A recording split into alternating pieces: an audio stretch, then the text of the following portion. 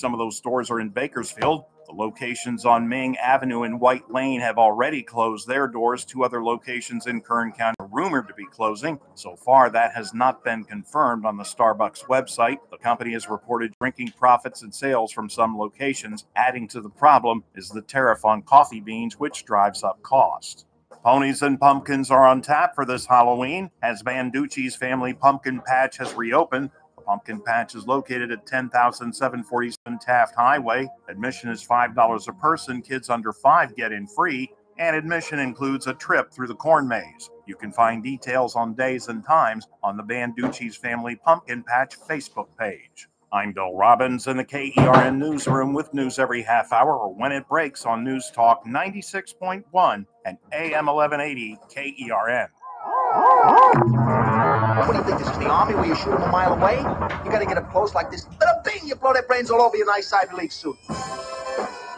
It's the Ralph Bailey Show on News Talk 96.1 and AM 1180 KERN. Now make sure you leave the house when you make the call. You understand me? You hear me? Call from an outside line. I mean it.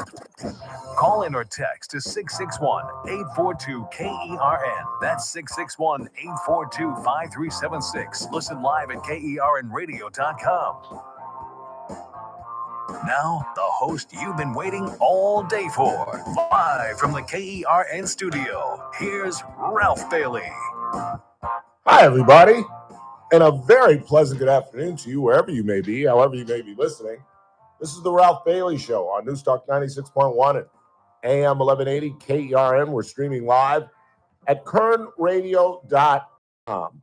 Chris Burdick producing the broadcast on this very first day of October. You can believe that. Halloween, Thanksgiving, Christmas, New Year, right around the corner. We got a busy hump day broadcast coming up at the bottom of the hour. Now that the government is shut down, we'll talk with Congressman David Valadao, get his thoughts. They are all out of Washington, they being the 535 members of Congress, the House and the Senate. So the government's going to be closed for sure, at least until Friday. Delve into that. It is a Wednesday, so Howard Marcus will be here at 4 o'clock. And our friends from St. George Greek Orthodox Church, Annette and Elaine, will join us at 4:30. Their event is fast approaching. They want to tell you about that. And I've got some miscellaneous news and notes to get to. Jane Goodall passed away at the age of 99, the primatologist and conservationist who it's kind of an amazing story. Now that do you remember the story of the gentleman, was it Tehachapi? Mr. Davis, I believe his name was, who had pet chimpanzees that eventually literally tore him apart. I do, now that you've actually mentioned that.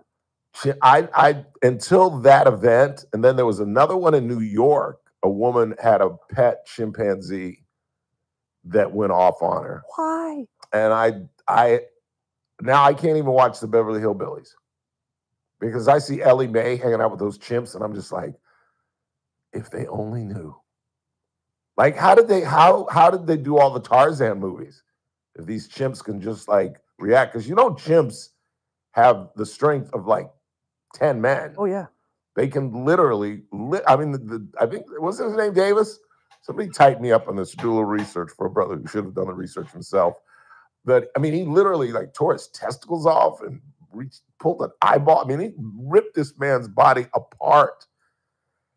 And so I've never looked at chimpanzees the same way, but she made a career out of it. And to the best of my knowledge, was never attacked by a chimpanzee. I saw a video this morning, of her hugging and hanging out with them. And she made a living. James Davis is what I'm reading here. Yeah. I think is his name. You got the story? I can find it. Give me one sec. Well, how'd you find his name without the story? The AI from Google. And it just said St. James. What does it say?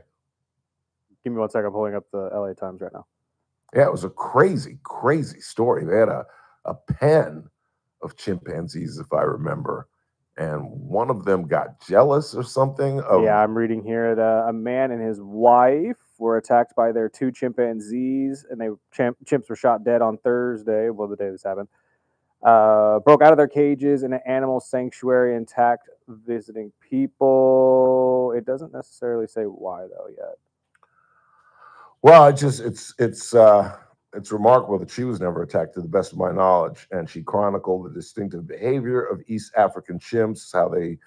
That's the first time we discovered that they had incredible intelligence, and actually one of the few, if only, animals. And I don't know anything about animals, so feel free to tighten me up, anybody. But I think they are.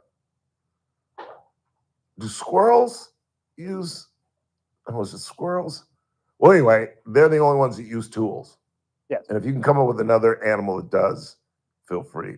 And I also have a little bit here. It said the couple had taken Mo, one of the chimpanzees, a cake for its birthday. Two of the others, Buddy and Ollie, got jealous, and then that's when all of the things transpired. They had 4 in total. Yeah. Crazy. She is revered, is Miss Goodall. She lived to be 91 years of age, so that's pretty good run. And we're in deep doo-doo. We are in deep doo-doo. Who's we? The Los Angeles Dodgers. Why? Because it took 4 guys to defend an 8-run lead. That's why. 4 guys. I was wondering if you were going to bring this up. 4 guys. And you almost threw it away. Do you know that they threw, I have the stats. Please stand by. I wrote this down because I was so just disgusted. One of them, the name escapes me. It's Hernan Gomez or something like that, right? It was. You want to hear the group of inepts? After Blake left, it was Alex Vesia first, then Edgardo Enriquez, and then Jack Dreyer. They threw 59 pitches amongst the 4 of these morons, these pyromaniacs, these arsonists. 59 pitches, 32 strikes, 27 balls. They threw 5 more strikes than balls. Hernan Enriquez, I think, walked 2 guys, 3 and, guys? And a couple of the guys, one of the guys swung at ball 4 twice. Yeah. Twice. That was the last one of the inning, and I was shocked he actually went after those. 1 strikeout, 2 hits, 3 ones, 4 walks, and it took 30 minutes. The pyromaniacs of the Los Angeles Dodgers. And yeah, we can get away with that because we can score 10 runs against a really crappy Cincinnati team. But what are we going to do against Philly? I don't know. Let me see what Swain's talking about. Sea lions use tools to break clams. That's what I was thinking of. Where they lay on their belly. If you ever watched the Pebble Beach. I thought it was otters.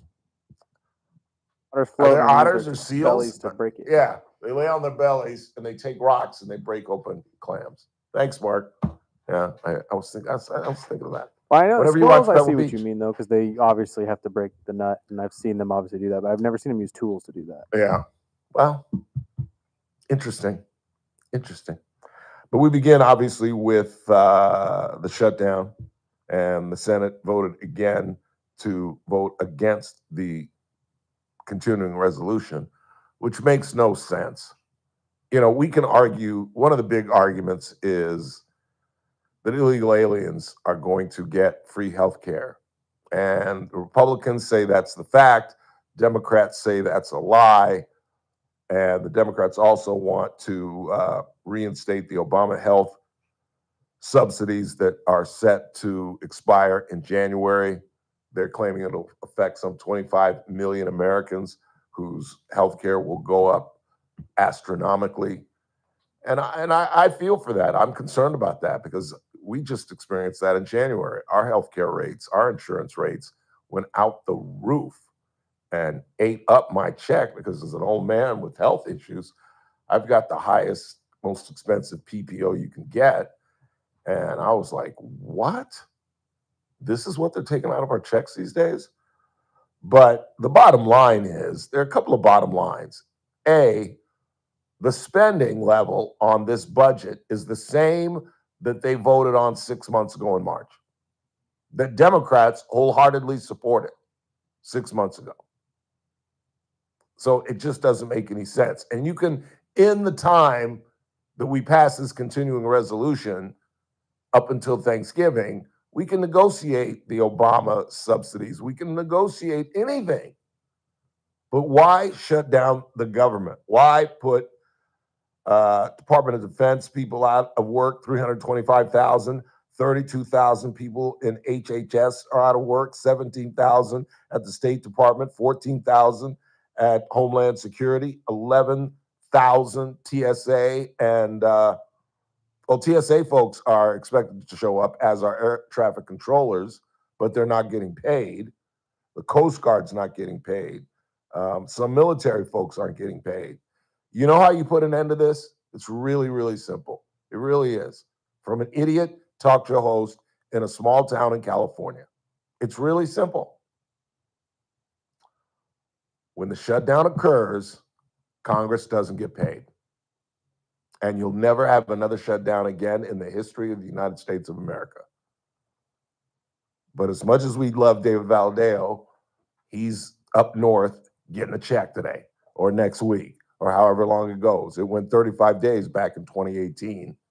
And each of the 435 congressmen and each of the 100 senators all get paid. You want to end it? End their checks.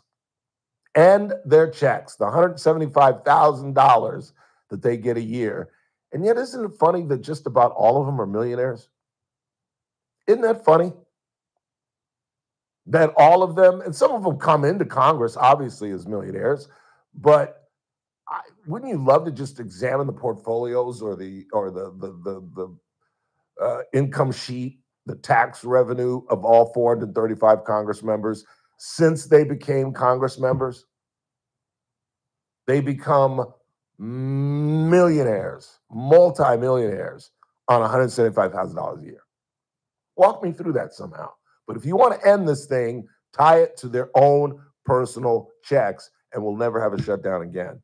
And I'm afraid that this thing, not that I know what I'm talking about, because I was the one that said that, in fact, we're running a promo we need to kill, as a matter of fact, that it's not going to happen.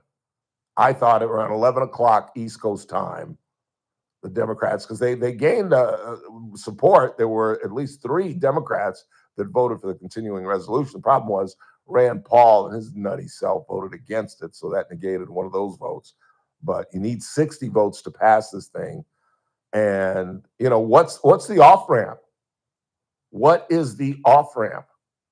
And I'm sorry, I think Republicans hold the cards. I think that Trump is in a position of power now, and he's going to whack some of these people that were going to get furloughed, which he wanted to do in the first place. I think it'll be more strategical. It'll be more surgical, the firings that he does. But believe me, people are going to lose their jobs, particularly in the IRS and in some of these big, just overemployed institutions of government that don't do anything. But again, my message of the day: you want to end government shutdowns, make the 535 not get paid, and it'll never happen again. I assure you. Let's go ahead and take our first break of the day, and we come back. It is the 8th commemoration of the Las Vegas shooting, that vicious attack by that man who took up a room in the Mandalay Bay. And, you know, maybe it's me because I'm an old man with a horrible memory, but it's weird how we just kind of move along and we forget. I forgot that 58 people were killed. 58 people. Do you think anybody from Bakersfield was involved? Was hit? Yeah. Yes, 100%. I know people that know people. 4 people died. 4 Bakersfield residents died. I have a friend. She's from Bakersfield. She moved to Minnesota. She was in Vegas that weekend for the concert. She got shot in the calf, and she had PTSD so badly that she would not leave the house for about 6-7 weeks when she got back to Minnesota. She was afraid to go. I think, what do they call that? Agoraphobia? I think that's what they call it. She was literally afraid to leave her home. Unbelievable. And she told me when she initially got shot, she didn't even kind of realize it. She thought it was like a rock or something. Something hit her. It's something, yeah, just something like hit her calf, because it went through the fatty part of her calf. Ooh, nice. And then she said, I was running and I couldn't run and I felt this warmth on my ankle and my foot. And she looked down and she said I was pouring blood. And her boyfriend grabbed her, smartly put a tourniquet on her leg, and carried her out of that place. And she got back to Minnesota and stayed locked up in her home for almost 2 months. Better have married that man. She did. Good. She damn sure did. She damn sure I don't did. know a lot of men that would stop in the middle of a gunfight to save you and wrap you up and take you out. So I'm just saying. Carla, you all right? oh, maybe that's why. Yes, Chris, that's why I'm going home alone tonight. That's exactly why.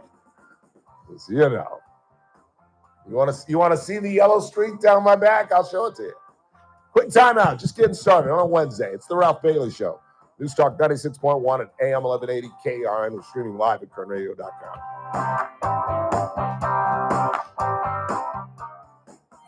News Talk 96.1 and AM 1180 KERN. Start your day right. First Look with Scott Cox, 6 to 9 a.m. On the Thursday edition of the First Look program, assuming we all survive day 2 of the government shutdown, from 6 to 9 a.m., you can tune in right here and get the very latest in news, traffic, and weather. Again, 6 to 9 a.m. right here in News Talk 96.1, AM 1180 KERN, streaming live on the internet at KernRadio.com. First Look with Scott Cox, 6 to 9 a.m. News Talk 96.1 and AM 1180 KERN. King Door Company continues to set the standard in the garage door industry, and I'm here to tell you a few of the reasons why. First off, King Door carries Clopay garage panels and LiftMaster openers, so you're guaranteed quality and reliability well beyond the reach of most garage door companies, and it just gets better from there. King Door has a fleet of fully stocked service trucks with all the parts and tools to handle any job quickly and efficiently, and those trucks are manned by the most knowledgeable technicians anywhere. They have all the technical expertise imaginable and the most up-to-the-minute training available. In fact, King Door is so committed to training that they have the King Door Academy, a full-size, state-of-the-art classroom right on the premises with all the latest teaching aids, including working garage doors to simulate any installation, repair, or technique. Your garage door is a very important part of the safety, security, and look of your home, so don't trust it to anyone but King Door Company. Call them today at 397-2744. Stop by the showroom at 7450 District Boulevard, or check them out online at kingdoor.com. King Door Company, your company with the pride of a lion. Must qualify for enrollment. Results may vary. Attention! Have you racked up $10,000 or more in credit card debt? Are you barely getting by making minimum payments? With credit card debt reaching all-time highs, National Debt Relief is notifying consumers about significant debt relief options currently being made available to help those with overwhelming credit card debt. These options may reduce a large portion of credit card debt for those who qualify. You don't need to declare bankruptcy or take out a consolidation loan, and you may only have to pay back a fraction of what you owe, even if you have bad credit. National Debt Relief has already reduced the credit card debt for more than 550,000 consumers, so don't wait. If you owe $10,000, $20,000, or even $100,000 in credit card debt, you can now take advantage of this financial debt relief as the cost of living continues to skyrocket. To check what debt reduction you may qualify for, call 800-399-7272. 800-399-7272. Again, that's 800-399-7272. I'm still going for it, even with higher stroke risk from atrial fibrillation, and a regular heartbeat not caused by a heart valve problem. Over a 3-year study, Eliquis apixaban tablets reduced stroke risk better than warfarin, and over 97% of Eliquis patients did not experience a stroke. A first stroke occurred in 2.9% of warfarin patients versus 2.3% of Eliquis patients. Don't stop prescription Eliquis without asking your doctor. Stroke risk may increase. Eliquis can cause serious and potentially fatal bleeding. Don't take if you have an artificial heart valve, abnormal bleeding, or antiphospholipid syndrome.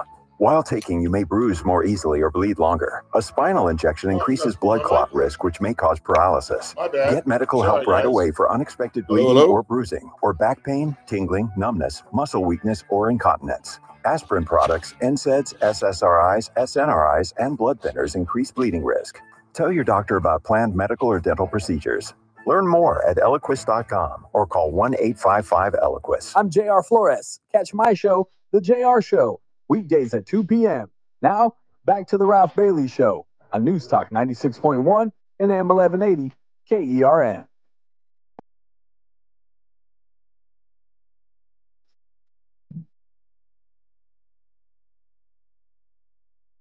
to the south.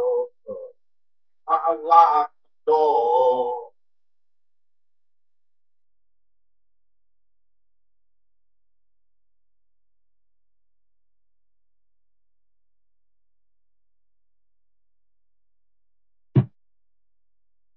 This is one of the songs at the beginning of one of the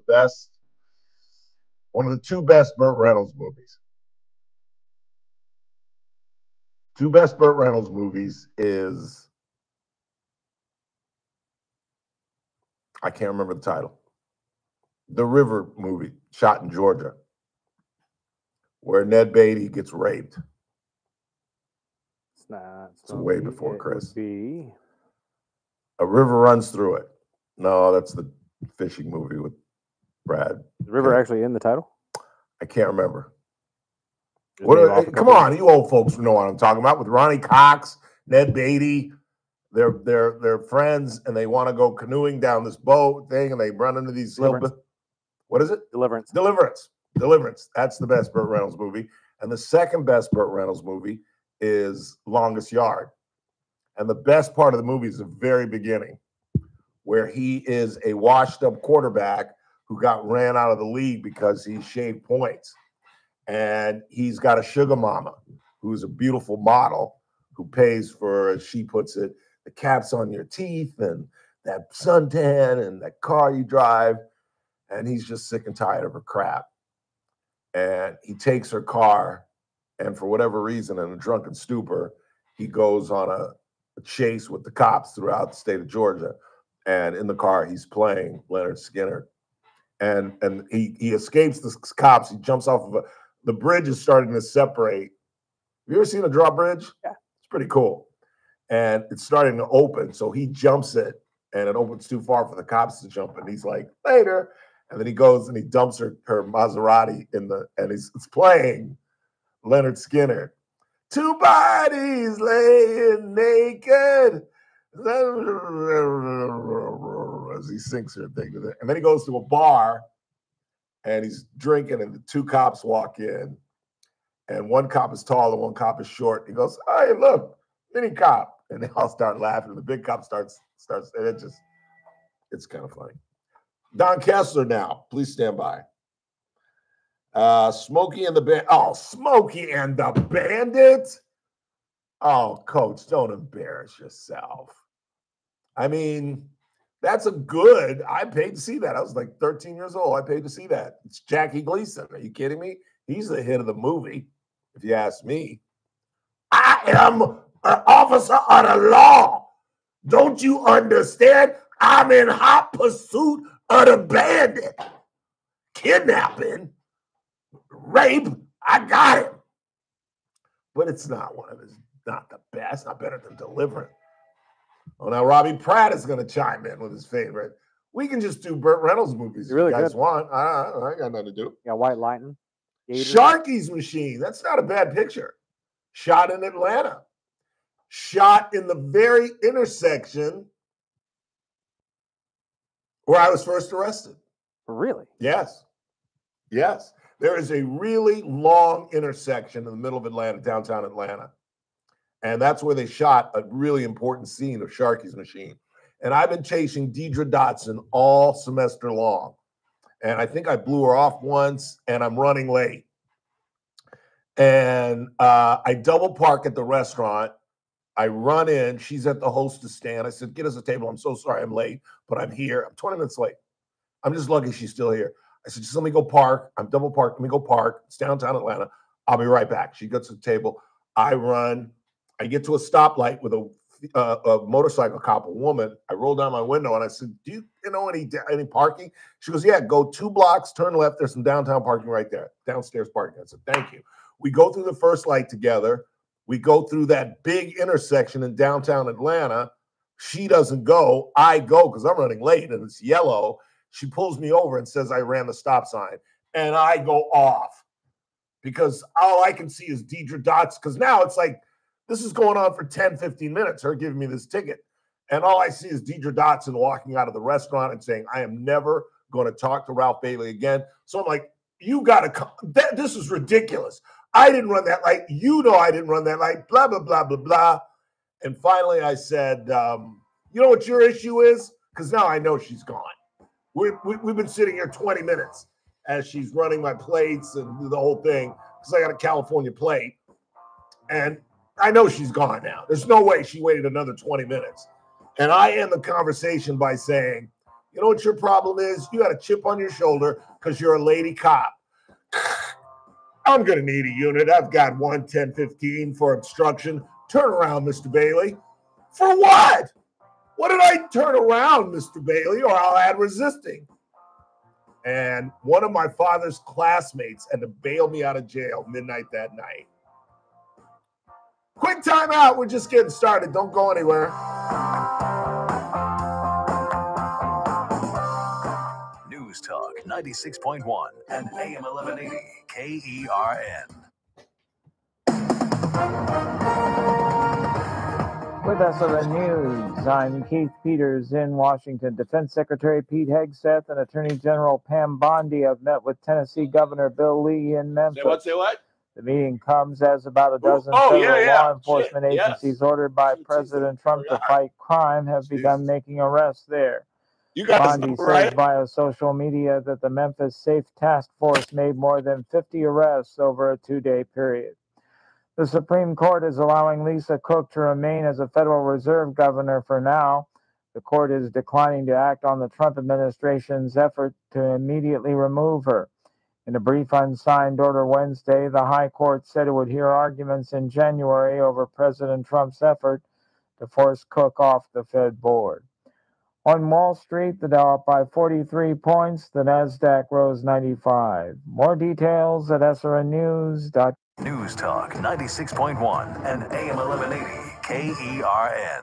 From the KERN Newsroom, your live and local news update on News Talk 96.1 and AM 1180 KERN. I'm Bill Robbins. A man who attacked a Kern County Sheriff's deputy who was attempting to detain him will spend some time behind bars. Wayne Dupree Sutton has been sentenced to 5 years in prison. 26-year-old Sutton was found guilty of assault and battery on a peace officer. Sutton was originally pursued by the sheriff's deputy after reportedly stealing an iPhone that a woman had left at a 7-Eleven store on River Boulevard.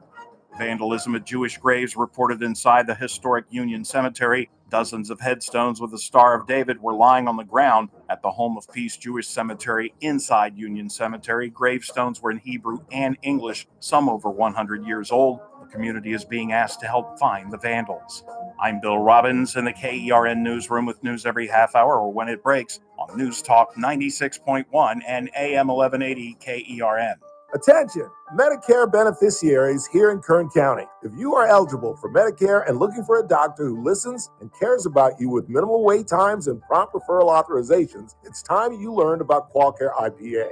QualCare IPA contracts with most Medicare Advantage health plans and provides you with access to a large network of outstanding doctors and quality hospitals right here in Kern County. Medicare Advantage health plans go beyond original Medicare benefits coverage, and understanding these coverage differences may be confusing. Call us today at 661-554-4544. Let us help you understand your healthcare options for 2025. Call today, 661-554-4544. That's 661-554-4544. Get the information you need and the coverage you deserve. For accommodations of persons with special needs at meetings, call 661-554-4544, TTY 711. That when he played for Thursday edition, Clay Travis and Buck Sexton show. We will break down the absolute latest on the government shutdown. How long is it going to go? Will it have any impact on you? Plus the latest on whether Middle East peace might be coming to Gaza. Plus the Thursday picks, where I try to make you guys a bunch of money on the NFL. Don't miss it, Thursday edition, Clay and Buck. Live 9 to noon. News Talk 96.1 and AM 1180 KERN. The Charlie Kirk Show. Weekdays at 6 p.m. on News Talk 96.1 and AM 1180 KERN. Now, back to the Ralph Bailey Show.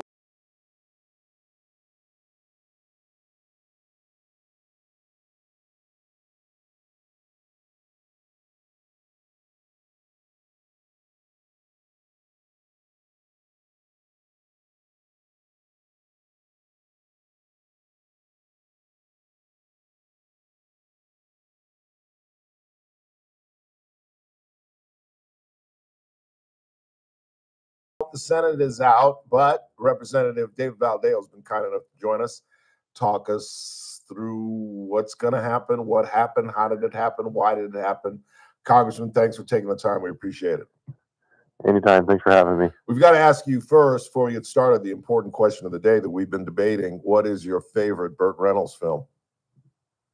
It's a big topic on the show today. Oh, it's Smokey and the Bandit. Oh, my God. You agree with Don Kessler. That is... What? And I got complimented on my Jackie Gleason impersonation. I'm an officer of the law chasing a very dangerous bandit. What do you think? No? Okay. I mean, I was pretty young when that stuff was coming out, so. Yeah, I was about 12, I think. I remember I saw it. This is how old I am, Congressman. I saw it at a double feature. I bet you don't even know what a double feature is. No. Where back in the day, you got to see 2 movies in one sitting. Oh, wow. Yeah. God, just made me feel really old. So, how did this happen? How did the Democrats not approve the same spending bill, essentially, that they approved 6 months ago? Walk me through that. Well, not just that. Technically, this is still Biden's government funding bill. Yeah. So it's very much their bill. They should have no problem with it, but they're playing hostage with it. And how did we get here? I think Schumer just got beat up so much from the base, and there's a lot of Senate Democrats that are frustrated with that and scared of that and are trying to avoid that. And the reality is they're hurting a lot more people playing political games to appease their base. Yeah. When do you guys get back? Well, I mean, we voted on a clean CR. The Senate's sitting on it. I think they're going to keep bringing up the same clean CR until we get back Monday.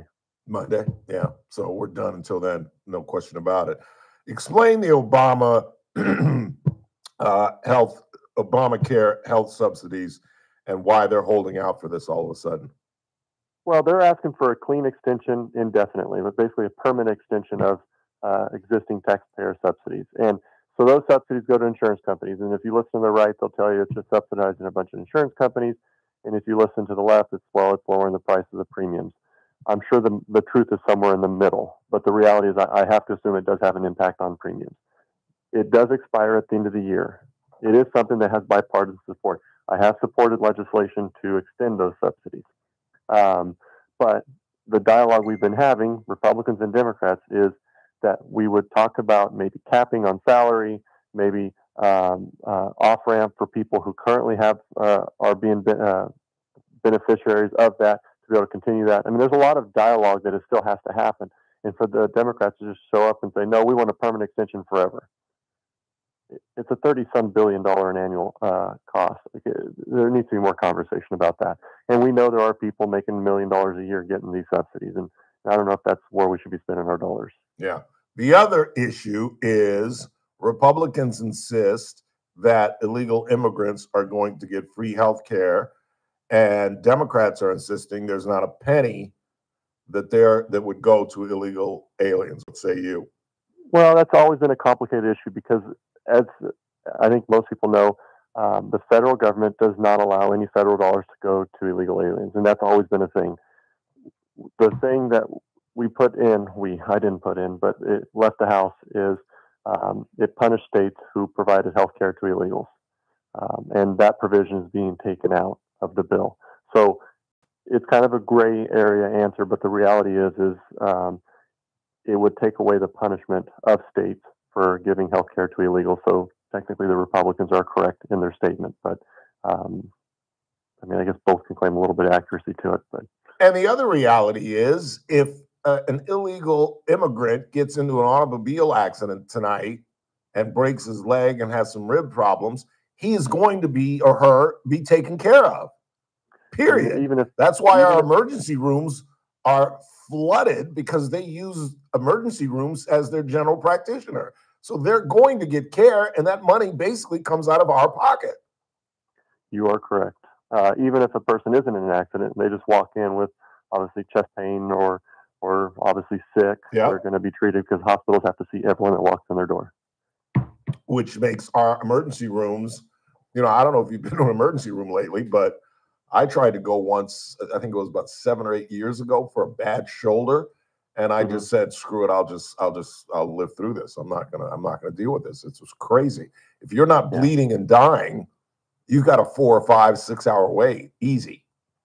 Yeah, no, I've been in the emergency room quite a bit over the last few months. I've got some relatives that have some health issues, so very familiar with the backlog of people and the issues we're dealing with there. And that was one thing that even some of the clinics, the rural healthcare clinics and all those that we helped support over the years, was to try to get people away from the emergency room. The reality is that we still struggle to get them over into those clinics, but it is something that was the purpose of a lot of those resources that we fought for over the years. Absolutely. What is the off-ramp for this? Because we know Donald Trump isn't going to blink. Well, for the shutdown, I don't know. I mean, I know that he is always willing to make a deal. I just don't see this one being the deal. I can see them agreeing to, hey, let's handle this, because the perception out there that Donald Trump is a very conservative, slash and burn kind of guy, he typically isn't. No. His administration, obviously Russ Vought, very aggressive, but when it comes to immigration, Trump has been pretty open about it. When it comes to the healthcare stuff, even J.D. Vance was on TV saying that he was open to the dialogue on the Obamacare tax credit. This isn't the place. Negotiating hostage taking is not where we're going to do this. But I do believe there's an opportunity there. It requires the senators to come to the table and say, all right, we'll work with you, make this public, but you're going to work with us on this.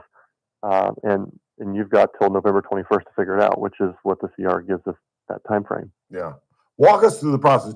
Congressman David Valdeo is our guest. Walk us through the process. What if they come back Monday and say, all right, we will sign off on the CR? Where do we go from there?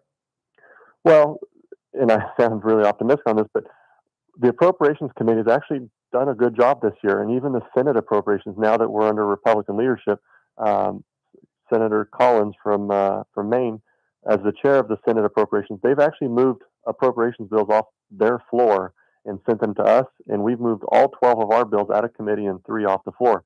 So we're actually more progressed than we've ever been. Yeah. And so we're excited about that. We're actually negotiating at least 3 appropriations bills, and we've got top line numbers. We're pretty much in agreement with the Republican 4 corners, or the appropriations 4 corners.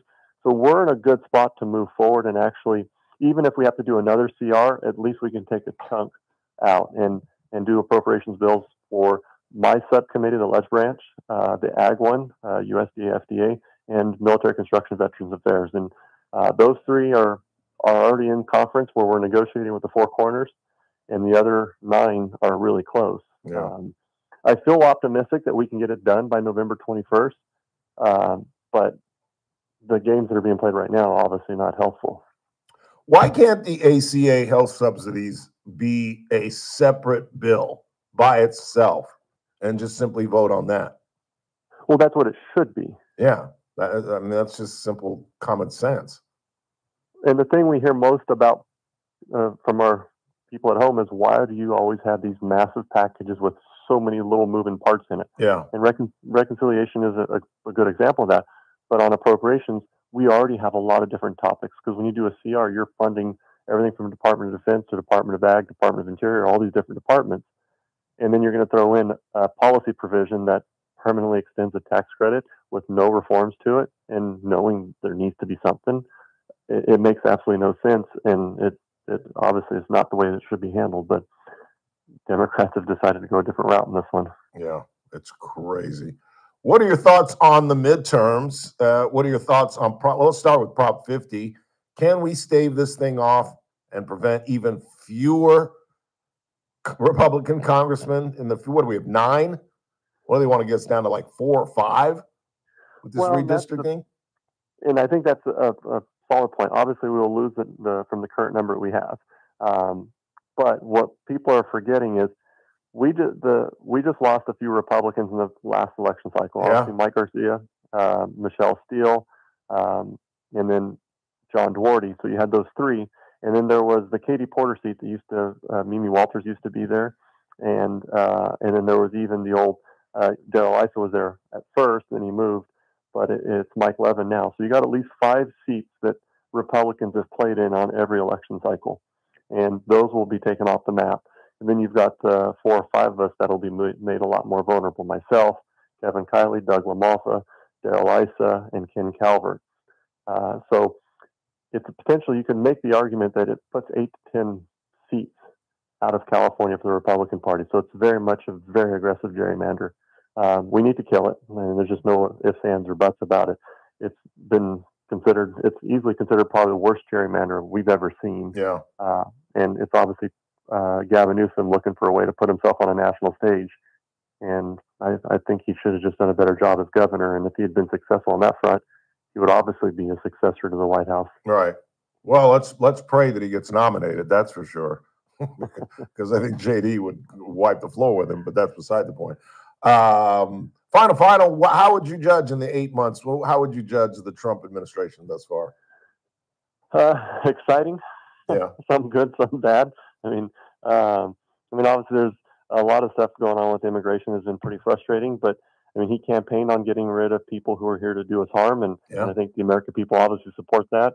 But there's been a lot of frustrating ones where we've seen people that aggressively going after farm workers. I mean, the seamstress up in the Bay Area, people, restaurant managers, things like that weren't here doing anything wrong. And the administration obviously has been too aggressive on that front. But securing our border, I mean, that's something that I think all of us want as American people. I think he's doing great on that. I mean, overall, the tariffs, we're getting through that, but you are seeing some investment come back into the U.S., and there's some positives there.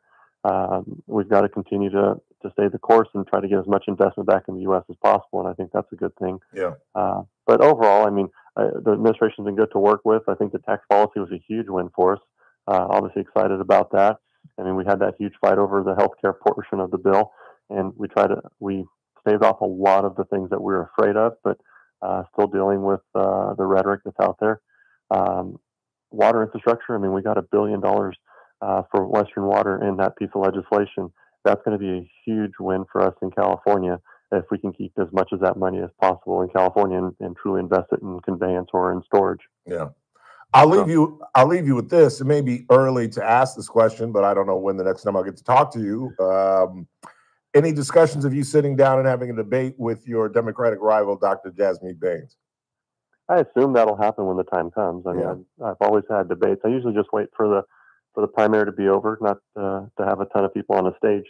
Just let voters decide who they want to hear from, and then we'll obviously have a debate at that point. Yeah, I'm sure 17, Mr. Trahi, will set something up for you guys. Always good to talk to you, sir. We appreciate it, taking the time, and good luck getting out of this thing. It's crazy. Just doesn't make a lot of sense. All right, thank you. David Valadeo, up for re-election yet again, up against Dr. Jasmeet Bains. We'll take a short break, come right back. It's TRBS. Howard Marcus joins us at the top of the hour. We'll check the board, see what you all are talking about. Our phone number, 842-5376, 842-KERN. You're listening to The Ralph Bailey Show on News Talk 96.1 and AM 1180 KERN. We're streaming live at kernradio.com. News Talk 96.1 and AM 1180. Messmaker. On the next Armstrong and Getty Show, Pete Hegseth talking tough at the Pentagon. We loved it. But what about the armaments? Do our guys have the tools they need to face off against China? Plus, the latest with the Israel-Gaza negotiations. And how are you holding up with the government shutdown? It's a tough time for all of us. We'll have all the latest on the next Armstrong and Getty Show. Weekdays noon to 2 on News Talk 96.1 and AM 1180 KERN.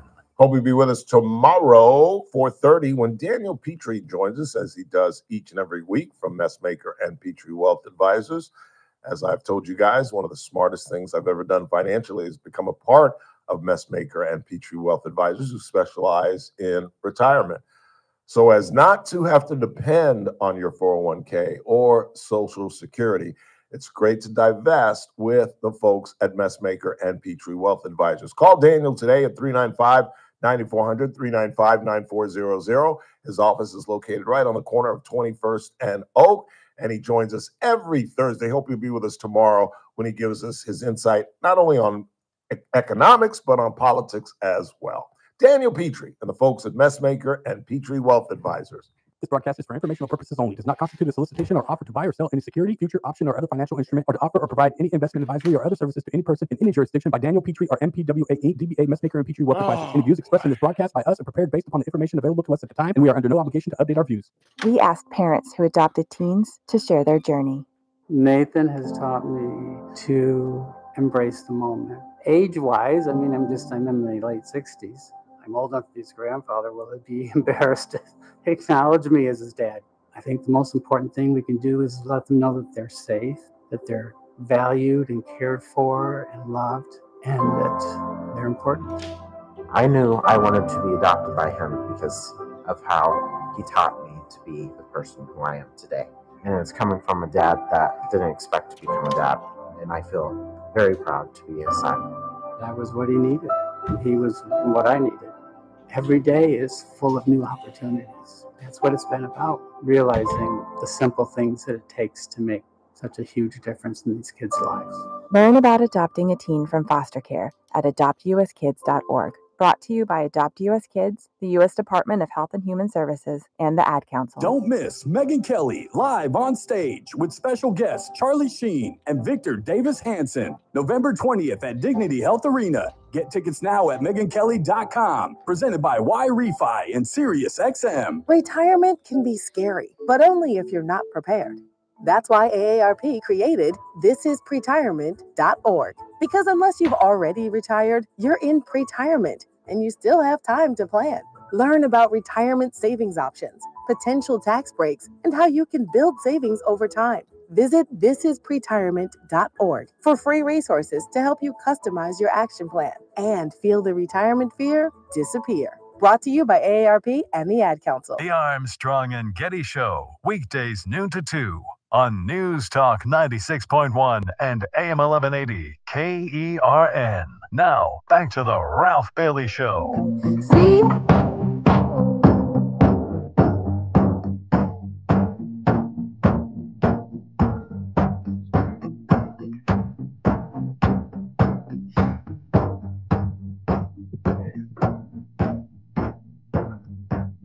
842-5376, 842-KERN.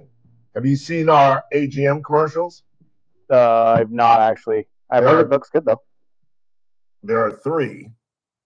We are tied with Hot, our hits, and Hot is tied to Caliente. That makes sense.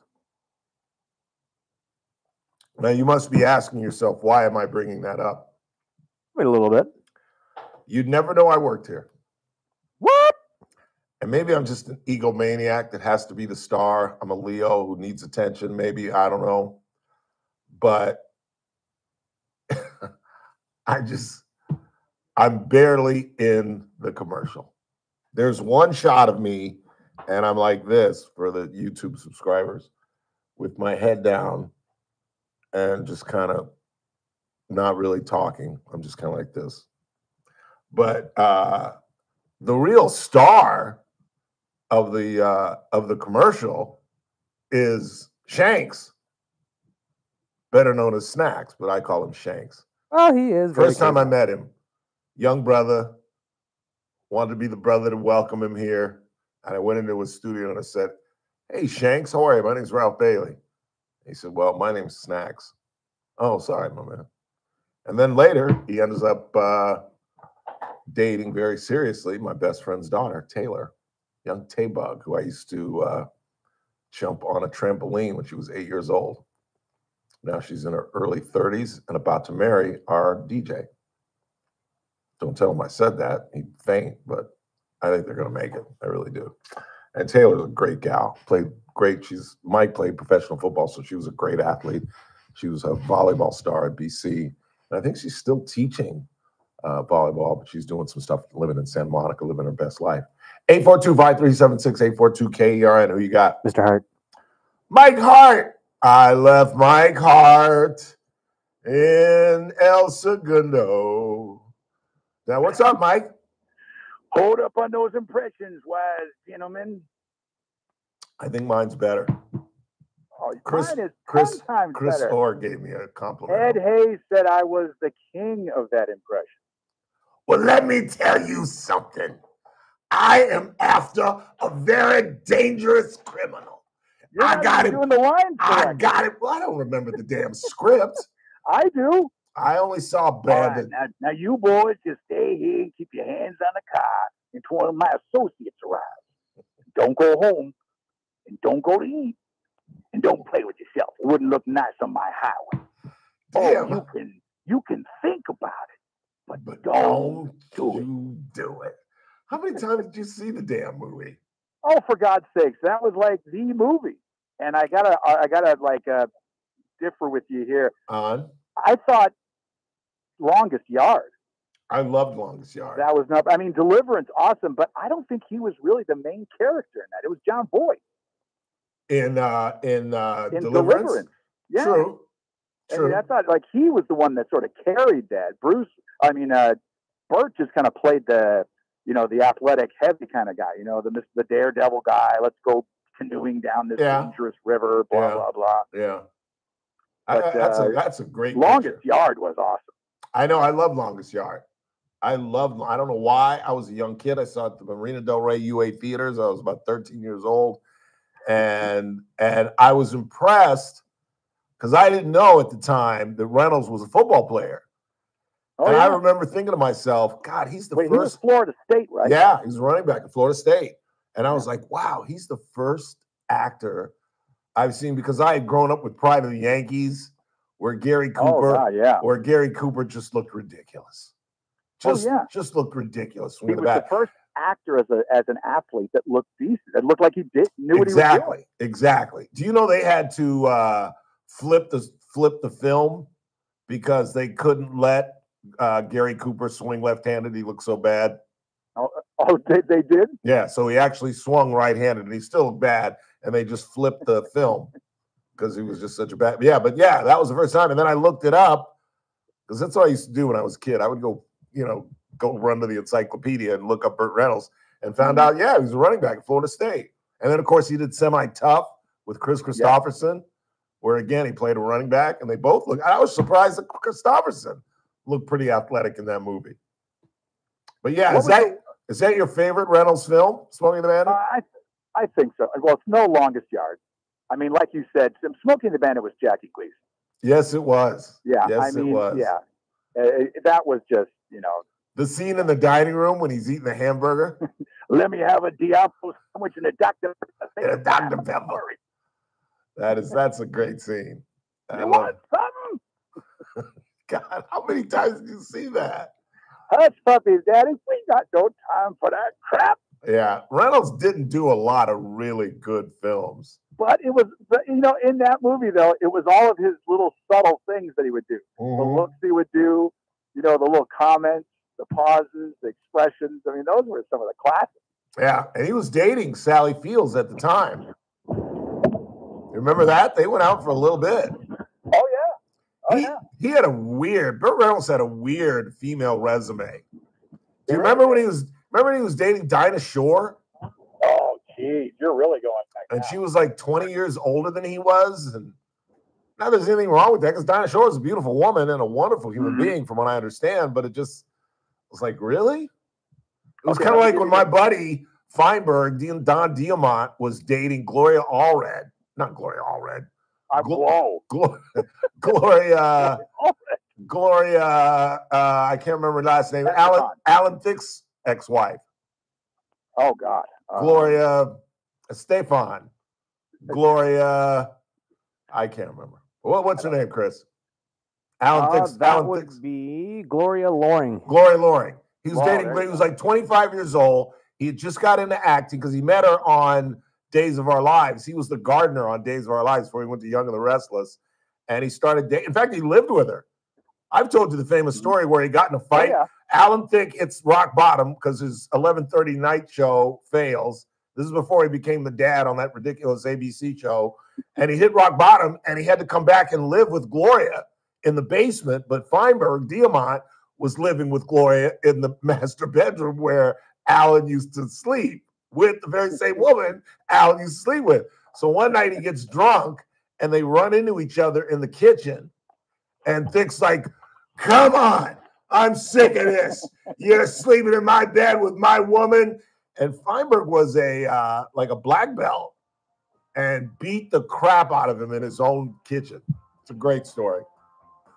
Tiamat would kill me for telling it, but it's funny. I'll leave you with this. Yes. Smokey and the Bandit released the weekend of 1977, and it beat what historic movie at the box office? In 77? Yeah. May of 77, Smokey and the Bandit came out. Tell us, I got 5 seconds. Tell us, I got 5 seconds. Star Wars. Wow, I got to fly, Mike. Smokey and the Bandit with Star Wars? KERN, Green Acres. This is 96.1 FM. Bakersfield. Online at KERNradio.com. That's crazy.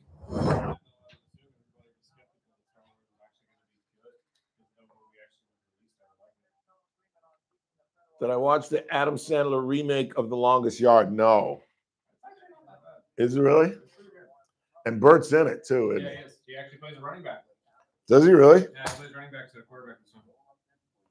I forgot my meds again. You got to be shitting me. Because he starts as the coach. I did. God damn it.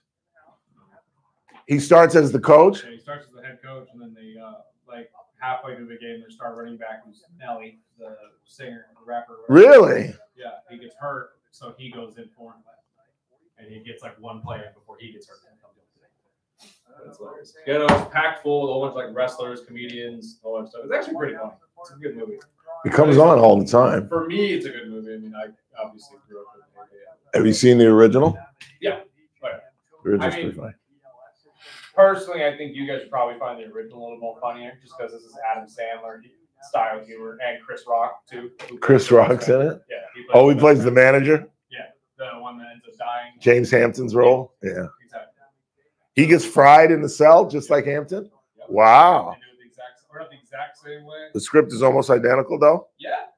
I'm trying to remember though if the song that he's listening to during the car chase in the beginning of Saturday Night Special. I don't think. Oh, probably not. I think it's another Leonard Skinner song, but I don't think it's that one. Oh, they did go with Leonard Skinner? That's kind of a tribute. It's either that or it's definitely classic rock. I can't remember what song. I haven't seen it now. Shit, I gotta walk. Yeah, same thing. He's Sugar Mama girlfriend that's played by the hot chick from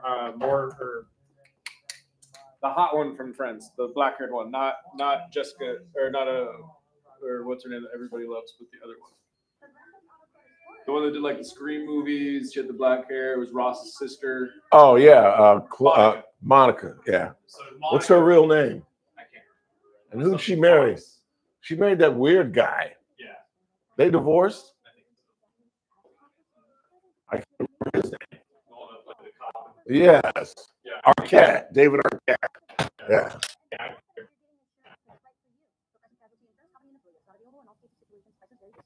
Her more attractive than Rachel.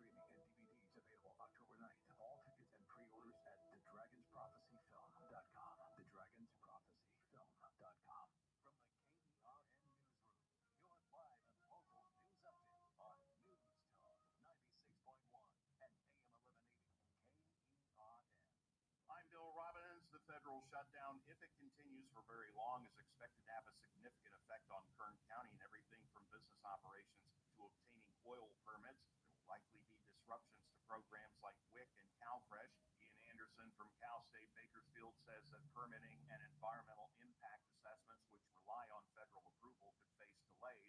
The shutdown could also lead to cuts to Head Start, less funding for food assistance, and missed paychecks for thousands of Californians. A passenger has died and a driver is badly hurt after a one-vehicle wreck that happened on Highway 99. CHP was called in at around 3:15 Tuesday morning. The man driving the Hyundai Elantra veered off the road into a wrought iron fence and then struck two trees.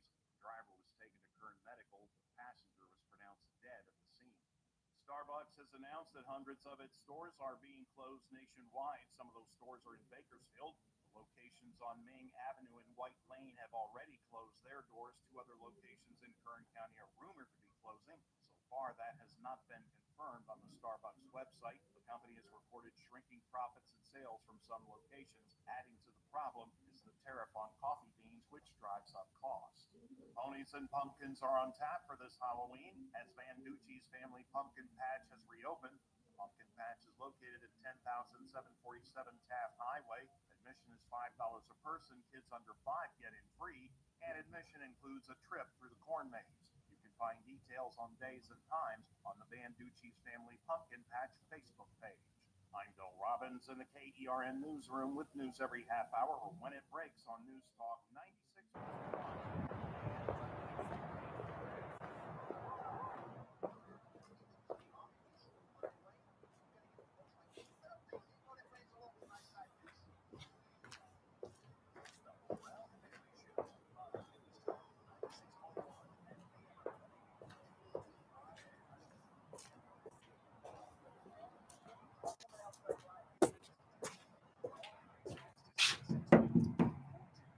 Please.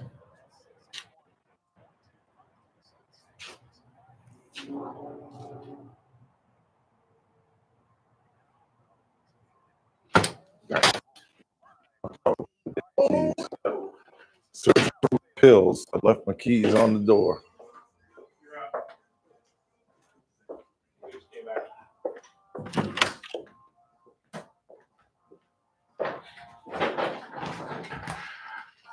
Hour 2 of the broadcast on this Wednesday, first day of October.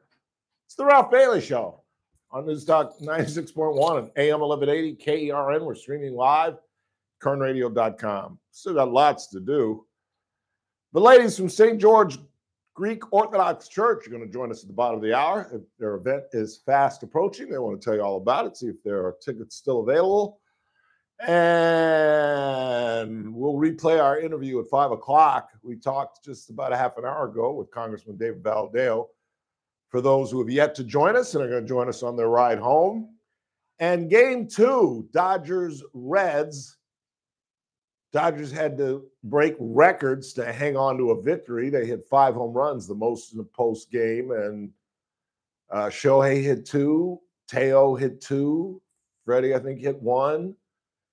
And, you know, let's face it. This is what we're going to have to do to get through the playoffs. Oh, you're right. It was Tommy Edman. But he went back to Teo. I think it was Teo, and he went back-to-back. Or was it Chet? Yeah, it had to be because Teo leads off. I mean, Shohei leads off. But that's what we're going to have to do, score a bunch of runs. That's what we're going to have to do when we play Philly. And, you know, and it only gets tougher from there. And we've got a bunch of arsonists out in left field. Every time that gate opens, I'm like, you got to be kidding me. In the meantime, it is a Wednesday.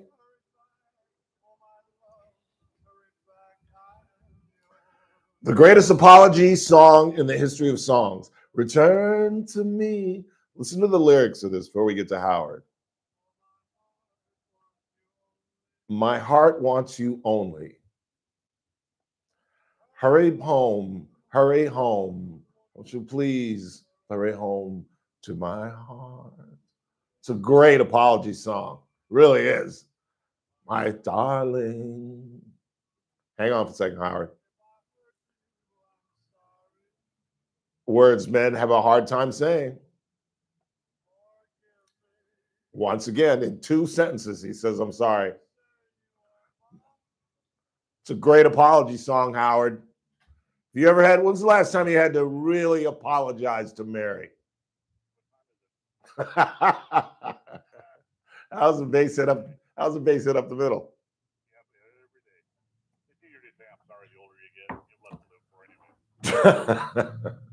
No, but give me something really egregious where she didn't want to talk to you and you had to like, come on, Mary, I apologize. Let's get over this.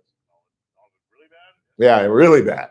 Yeah. I was dating her and 3 other girls at the same time. Okay. They all knew each other. That was the worst part. Player. Yeah, well, you know, young and wild. I'm not sure I would have brought that one up of all things, but all right. How did she know you were dating 3 other girls?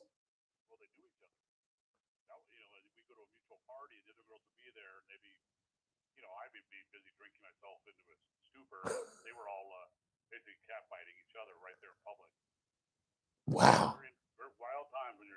You must have been the man, Howard. Good googly moogly. And she still married you. Clearly, of the 4. Wow, that's amazing.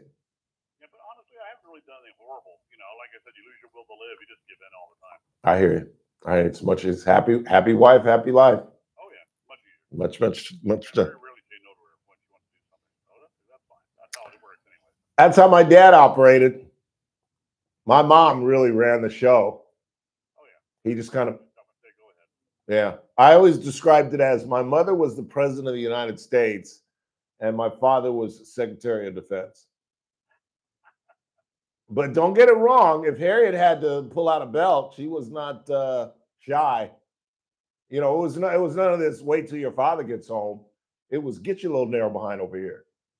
I had the opposite. My mom would protect me because my dad was Austrian, and if he got home and found out, I'd literally be dead. And so it was one of those things where the worst thing she could do is tell my dad what I did during the day. Yeah. Like you and your grandma that one time you're talking about, same thing. Yeah. Tell my dad I did something wrong. Yeah. The only thing my mother kept from my dad was the time I didn't make the $100 bet on his 10-team parlay, and he won 9 out of 10, and damn near won it.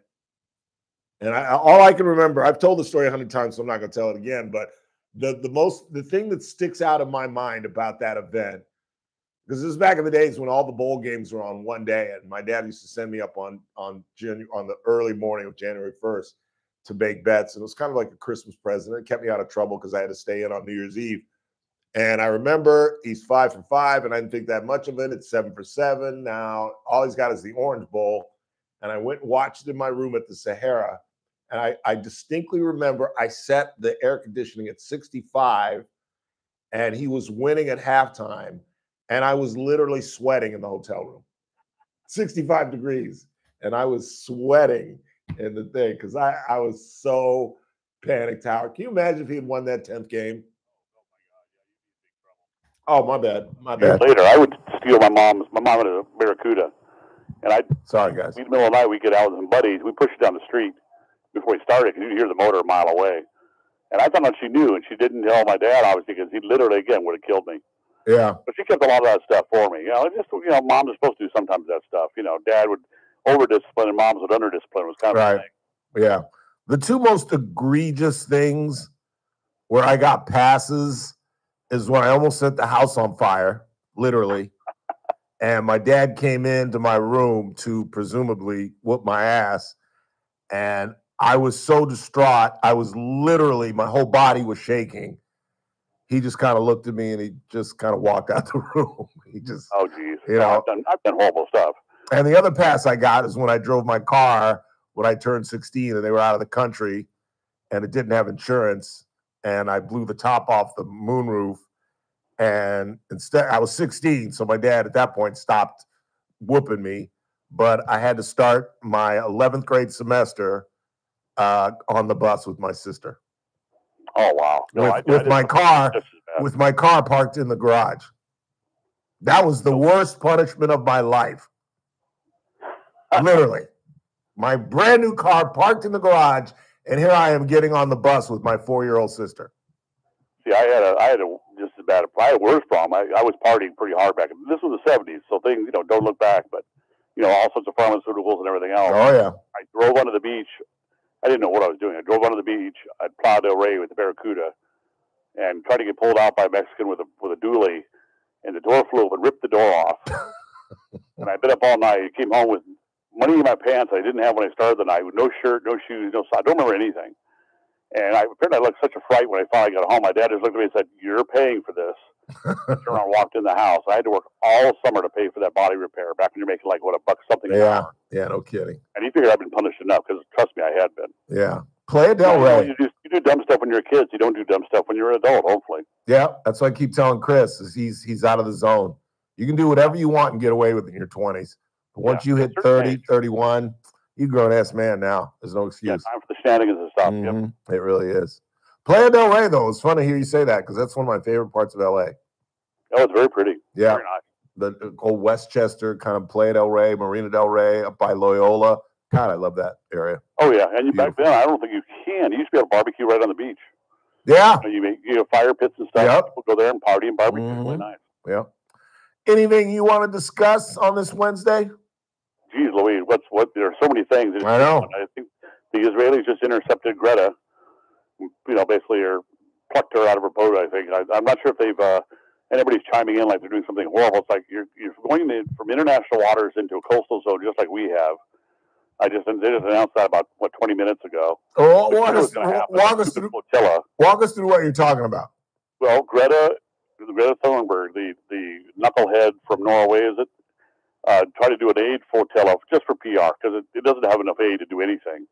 There's like 15 boats, and all these other countries and politicians are on board. They sailed from Spain, and they're sailing across the Mediterranean, trying to break, quote unquote, the blockade of Gaza. And Israel's told them, look, come to a normal port. We have a port city in Ashkelon. Come there, we'll let you distribute the aid. But you cannot do what you're doing, a political stunt to try and break the blockade. And it's partially funded by Hamas because they're behind all this. And they've done this before. They plucked them off the boat. They just sent them home. And there's like 15 boats in this flotilla. And they knew they were going to intercept it. They're doing this just for PR. Well, the Israelis just sort of monitored them. And we got within a certain range of the coast. They did what they knew was going to happen, which they stopped the boats. They're taking the people off the boats, and they're going to send them home again. And meanwhile, they get all this anti-PR stuff out for the anti-Israeli stuff. And that was the breaking news. And you knew it was going to happen. Yeah. And the Israelis just can't win. They do the right thing, they do the wrong thing, it doesn't matter. And, Greta went from climate change to just basically any kind of behavior on the left. Suppose the genocide in Gaza, though she's ignoring, Nigeria with Boko Haram just slaughtered 100,000 Christians. I brought that up with Kathy on Monday. I really did. You know the horrible problem about that is, and I don't want to say it like this, but it's true. Western culture, Western Europeans, Americans don't care when black people die. Preach. They really don't care. African third world countries, that's happened in Rwanda. 400,000 people were slaughtered with things like machetes. Now, we're not even talking mass killings by modern means. Clubs and machetes. 400,000, 100,000 Christians, which we should be concerned about, are being slaughtered and not a peep. Remember Southern Sudan, same thing. Christians, Muslim militias, and if they're not white and they're not PR friendly, we don't care. Yep, I agree. In a way, without saying it, they're basically considered not human. I don't know any way to put it. I brought that up because I got into a fight with a girlfriend of mine who posts all these Gaza pictures on Instagram. And I finally got sick of it. And I said, do you know what's going on in Nigeria? And they don't. That is what a genocide looks like. If you just Google it. Just Google it. Educate yourself. Because I don't see you posting any pictures of any black folks getting their heads chopped off and being tortured and what's going on. And the absolute destruction of Christians in that country. I've never heard you say one thing about it. And it happens all over the world. People have not said a thing about China and completely erasing the culture and people of Tibet. Yep. Completely. They're moving in Chinese colonists, completely erasing the culture. Tibet will no longer exist, if it even exists now. And if they're not white, they don't care. I mean, that's no other way to put it. I mean, it sounds horrible, but it's true. What's the off-ramp for Bibi Netanyahu, who is starting to get some pushback globally and in Israel? Yeah. Well, people don't realize that Israel is a democracy, a parliamentarian democracy, European style, not like ours. Right. And there's coalitions of government. There's always been an there's been a left coalition, a right coalition, all these little small minorities to make up a coalition government. And as a result of that, they're not as bad as Italy, where they change government about every 6 months. Yeah. But there's always been a vocal opposition to him. And I told you this before, it's kind of brutal. They've lost more soldiers trying to rescue the hostages than probably all the dead from October 7th. Hundreds and hundreds of Israeli soldiers have been wounded and killed. And I said I would just to announce, you know what, we're going to consider them war casualties. We're going to memorialize them. We're going to honor their sacrifice. And we can no longer deal with Hamas on any level because they're not going to be forthcoming and just flatten what's left of Gaza City And if you're really concerned about the hostages, then they've polled the Gazan people. 52% would leave if they were allowed to. They have nowhere to go. Nobody will take them. Yeah. You know, and what he's going to have to do. He just agreed to Trump's plan, and I suspect the reason why he agreed, he knows Hamas will not accept it. No, of course not. They're not giving up their weapons. No, that's not happening. No, they're not going to. And you know, so his end plan is they're going to have to completely reoccupy Gaza. They're not going to let the PLA come in like they've said. They're not going to honor all these idiots in Europe who don't have to deal with it at home. You know, their neighborhoods aren't threatened. They're not going to let them have a two-state solution. I think he's still going to annex the West Bank, just like they did. They annexed the Golan Heights. And I think what's going to end up happening is they're going to basically have to administratively control Gaza. I think an Arab peacekeeping force. Let them deal with it for a while. I've heard rumors of Tony Blair, of all people, being put in charge of Gaza. He's going to be one of the liaisons. Right. It's like, well, okay, you know, let him take the blame then. Yeah. For the folks that don't know, the former Prime Minister of the United Kingdom. Right. And I think the end game really is going to be they're going to have to completely take Hamas out. They've been doing as much as they can. It's very hard to do urban warfare and try and protect civilians at the same time. Yeah. We didn't do it in Dresden. We didn't do it in Germany. We didn't do it in Japan. Nobody else has done it ever. And we're forcing standards on the Israelis that nobody else has to live under. And I think in spite of that, they've been remarkably restrained. Is there a way to ultimately obliterate Hamas? I think it's hard to do when there's because unless you're going to kill, and they're not going to, but you take every male person over 18 is potentially a member of Hamas. How do you differentiate? Exactly. But what they have to do is disarm them. They're going to have to go house to house like they're doing. They're going to have to, you know, basically remove all the booby traps, destroy all the tunnels, eliminate all the infrastructure, and then keep the controls that they didn't do before, and make sure nothing reflows back in as far as armaments and materials for it into Gaza. You know, they're taking sewer pipe and turning it into rockets.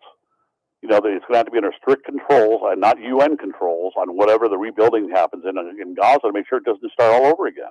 And that's virtually impossible, is it not? I think so. I think it's very hard because, you know, through history, people can improvise weapons from almost anything. Yeah. And people that are willing to die, you know, if it's not guns, it'll be knives. They've had that happen. If not knives, it'll be a truck. So it's very hard to stop. But you know, they had their chance when Hamas came in 2006, 2005. The Palestinians in Gaza had their chance for self-government, and they blew it. Yeah. You know, pure and simple.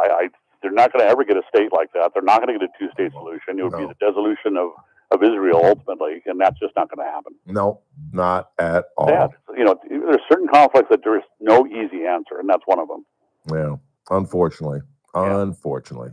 The only good news I've seen is we're finally going to give, you know, which Biden didn't do, we're going to give the Ukraine the ability to strike into Russia with Tomahawks. Yes, finally. Could have done years ago. Years ago. Let the Russians shiver in the dark when we take out their power stations. Yeah. We don't have to do what the Russians are doing. You know, war crimes and mass casualties on civilians. Just don't take out the power grid. Yeah. Because winter shows up. Biden wouldn't even give them Tomahawks until inevitably, let alone let them shoot them into. And I've been saying that throughout the whole war. I've never heard of a war where other countries are telling the country that's been attacked, here are some weapons, but you just can't use them on their soil. What? Oh, yeah. Yeah, and we want to know why it's going into 3 years. Yes. You have the victim having his hands tied behind his back while we do nothing to the aggressor, and then the Europeans, as Trump has said very correctly, fueling the war effort by buying their fuel. It's the line out of Butch Cassidy. Let's wait before we start fighting. Let's get the rules straight. Rules? There are no rules in a knife fight. And he kicks him in the balls. In the balls. And he says, all right, well, let's get the fight started. Somebody go 1, 2, 3, go. 1, 2, 3, go. And he punches him in the face and the fight's over. There are no rules. You can't say, oh, you can't bomb their territory. I've never heard of that in global history. Literally. We never did it. We didn't do it in Vietnam. We didn't do it in World War II, Korea. World War I. We never had these goofy restraints. And when we did have the restraints, like Vietnam, we lost. That's the only thing your guy, Pete Hegseth, said in his grand stand thing in front of the generals was that we're going to change the rules of engagement. Because I had Jeremy Stott, former Pittsburgh Steeler, former Oakland Raider, yes, Oakland Raider, and overall good egg, tell me some horrific stories about the rules of engagement. How if they had a truck coming at them, they were completely instructed to try to take out the truck, not the driver or the passenger. Fire at the radiator, then the tires. And I was like, what? No, kill a driver. Exactly. My former neighbor, by the way, up on Hard Friday. No, I think he's teaching welding at Bakersfield. Yeah. Just got married, had a baby. He's doing really well. He's a good dude. Yeah, unfortunately, his buddy was killed by friendly fire. Remember that one? Yeah. Pat Tillman. Yeah, Tillman. Pat Tillman. No, it's insane. Well, that started with Vietnam, micromanaging. Yep. We can't have push button warfare and do it. And so, look, I'm glad the Hex is there. I'll tell you, you and I disagree on it, but he's rolling back 20 years of political correctness, physical standards. Everybody has to meet the standard. I like that too. Standard, but the standard they had in place. I like that too. He did say a couple of things I liked, but He's done good stuff. And time will tell. Yeah, absolutely. Like everybody else in the government, time will tell. Have a wonderful weekend, Howard. Say hello to Mary for us, and we'll talk to you next week. All right, so I'll go say I'm sorry just in general. All right, very good. Always a good idea. Howard Marcus, everybody. Quick timeout. 0 time when we come back. But we'll get into the back half of the hour with the ladies from St. George Creek Orthodox Church. It's the Ralph Bailey Show on a Wednesday, first day of October, right here on News Talk 96.1 and AM 1180 KERN. News Talk 96.1 and AM 1180 KERN. Carpet Outlet Plus. Every day is sale day. No one can beat us, no one can touch us. You won't find better prices. Shop and compare, we don't care. Take a look our way and come into Carpet Outlet Plus. Every sale day. Oh no, Dad, I spilled juice on the carpet. Don't worry, kiddo. We have stain-resistant carpet from Carpet Outlet Plus. Dad, Lucky dumped his water bowl all over the new floors. Everything is fine. We have brand new waterproof floors from Carpet Outlet Plus. You can find everything you need for family-proof floor at Bakersfield's best flooring store. Now offering 1-year, no-interest financing. Outlet Plus, 3.5 blocks west of 99 on Rosedale Highway. Carpet Outlet Plus. Every day is sale day. Must qualify for enrollment. Results may vary. Attention! Have you racked up $10,000 or more in credit card debt? Are you barely getting by making minimum payments? With credit card debt reaching all-time highs, National Debt Relief is notifying consumers about significant debt relief options currently being made available to help those with overwhelming credit card debt. These options may reduce a large portion of credit card debt for those who qualify. You don't need to declare bankruptcy or take out a consolidation loan, and you may only have to pay back a fraction of what you owe, even if you have bad credit. National Debt Relief has already reduced the credit card debt for more than 550,000 consumers, so don't wait. If you owe $10,000, $20,000, or even $100,000 in credit card debt, you can now take advantage of this financial debt relief as the cost of living continues to skyrocket. To check what debt reduction you may qualify for, call 800-399-7272. 800-399-7272. Again, that's 800-399-7272. The Clay Travis and Buck Sexton Show, live 9 to noon. Now, back to the Ralph Bailey Show on News Talk 96.1 and AM 1180 KERN. It's been said she knocks them dead when she lands in town. Since she came, why, it's a shame how she cools them down. Men she can't get, men she ain't met. Georgia claimed the Georgia name, the sweet Georgia Brown. 842-5376, 842-KERN. You have anything on the board? I do, but you're going to have to give me a second. All right. Let us all give Mr. Burdick a second. His first one just says, you mean to tell me that Roberts would rather have those guys in the bullpen than Kershaw? I understand it's going to be Tyler Glasnow if YY gets into trouble tonight. Could be. And how many pitches did Snell pitch last night? Like 90? Yeah, somewhere in that area. And he was good through 6. Yanked him in the 7th. He did 7, right? Yeah. See, I think I think he should have gone 8. I don't give a damn what the score was. I was doing a couple of things last night, but pitch count really wasn't that bad though. That's what I'm saying. And it's only going to get worse because what do you think Philly's going to do? What do you think what their manager's telling these guys? Take a lot of pitches, get the pitch count up, and no matter what, even if they're no hitting us, these guys, fellas, have lost games when their pitchers throw no hitters, practically.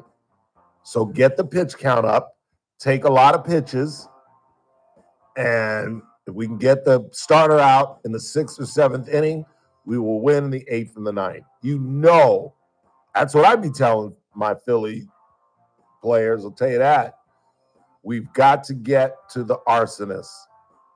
Because and did you hear that if we sweep tonight, Shohei, there are reports, rumors, speculation that Shohei would be game 1 starter against your Phillies? That would be interesting. It's the Ralph Bailey Show. Don't go anywhere. News Talk 96.1 and AM 1180 KERN. With SRN News, I'm Keith Peters in Washington. The federal government was thrown into a shutdown with no easy endgame in sight. No new talks were scheduled after the president failed this week to secure a deal with congressional leaders. Blame was being cast on all sides. The vote to end the government shutdown has failed again. House Speaker Mike Johnson says he's praying that Democrats come to their senses. Defense Secretary Pete Hegseth, Attorney General Pam Bondi, and White House Deputy Chief of Staff Stephen Miller have converged on Memphis, Tennessee, to meet with federal agents forming a crime-fighting task force there. Bondi says via social media that the Memphis Safe Task Force made more than 50 arrests over a 2-day period. On Wall Street, the Dow by 43 points, the Nasdaq rose 95. More details at srnnews.com. News Talk 96.1 and AM 1180 KERN. From the KERN Newsroom, your live and local news update on News Talk 96.1 and AM 1180 KERN. I'm Bill Robbins. The federal shutdown, if it continues for very long, is expected to have a significant effect on Kern County and everything from business operations to obtaining oil permits. There will likely be disruptions to programs like WIC and CalFresh. Ian Anderson from Cal State Bakersfield says that permitting and environmental impact assessments, which rely on federal approval, could face delays. The shutdown could also lead to missed paychecks for thousands of Californians. Starbucks has announced that hundreds of its stores are being closed nationwide. Some of those stores are in Bakersfield. The locations on Ming Avenue and White Lane have already closed their doors. 2 other locations in Kern County are rumored to be closing. So far, that has not been confirmed. I'm Bill Robbins in the KERN Newsroom with news every half hour or when it breaks on News Talk 96.1 and AM 1180 KERN. When your business technology breaks down, you need help fast, and you need it from the people who understand your local market. That's one of the main reasons we've teamed up with Adaptive Networks, because we have a unique business, because when our IT goes down, you hear nothing, dead air, and we're dead. Adaptive Networks isn't some faceless call center in another state. They're right here in our community, with local technicians who know Kern County businesses inside and out. And while other IT companies make you wait hours or even days for support, we just can't afford that. Adaptive Networks delivers lightning fast response times. We're talking minutes, not hours, because when your systems are down, every minute counts. Their team doesn't just fix your problem quickly. They treat you like the neighbor you are. Real people, real solutions, real results. Call Adaptive Networks today, 661-241-0638, or visit adaptive-net.com. Adaptive Networks, your local IT experts, always here when you need them. Start your day right. First Look with Scott Cox, 6 to 9 a.m. On the Thursday edition of the First Look program, assuming we all survive day 2 of the government shutdown, 6 to 9 a.m. You can tune in right here and get the very latest in news, traffic, and weather. Again, 6 to 9 a.m. right here in News Talk 96.1, AM 1180 KERN, streaming live on the internet at kernradio.com. First Look with Scott Cox, 6 to 9 a.m. News Talk 96.1 and AM 1180 KERN. You're listening to the Ralph Bailey Show. Catch me weekday morning 6 to 9 a.m. on First Look with Scott Cox, News Talk 96.1 and AM 1180 KERN.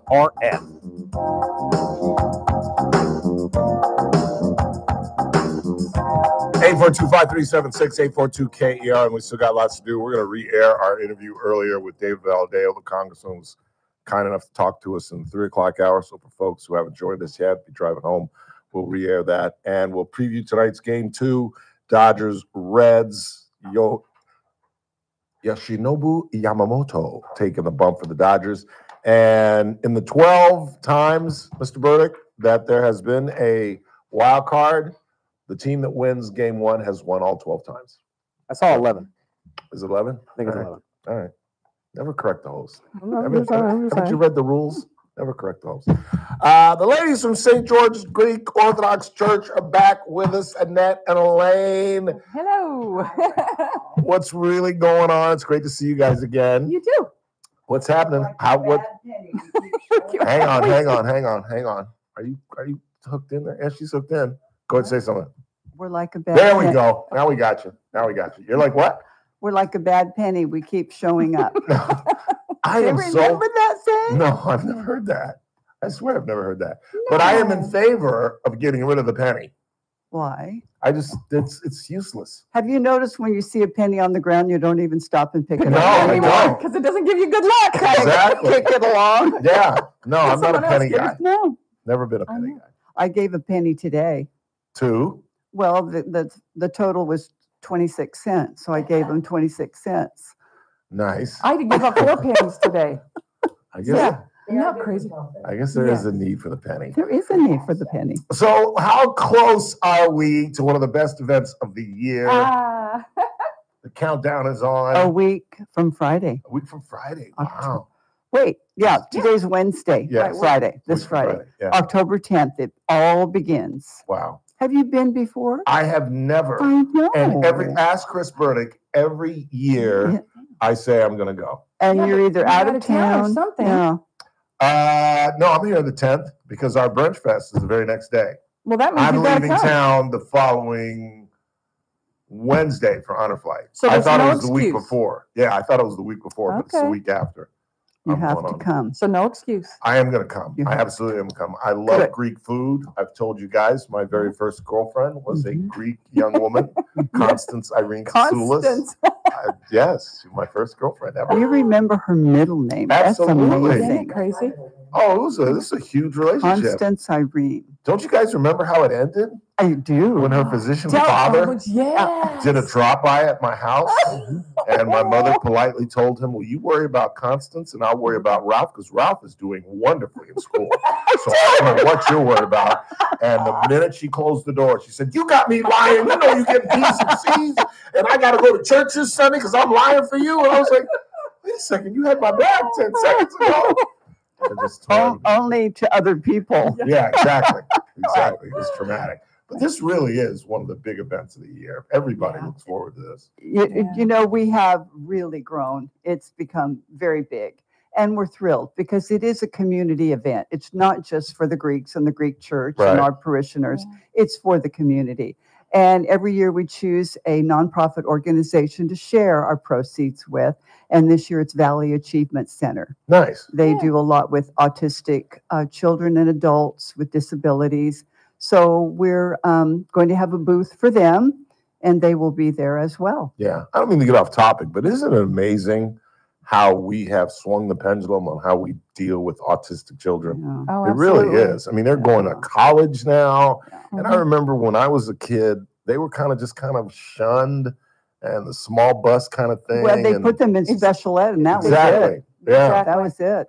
But now they're Not part now. of society. Like I said, they're Well, educated, there's they're going to many- college. so many degrees of it, so many Right. levels. You know, there's Asperger's, and then you have full-on autism. I don't know that much about it, but I was in education for 37 years, and that was kind of the infant stages. We didn't see that much Yeah. back then, Yeah. but now it's more prevalent. Yeah. And for good. whatever reasons, we don't know. Yeah. Not Elaine, sure. tickets still available for the big We have event? plenty of tickets available. You can either get them when you come to the event. We're going to give some away today as well.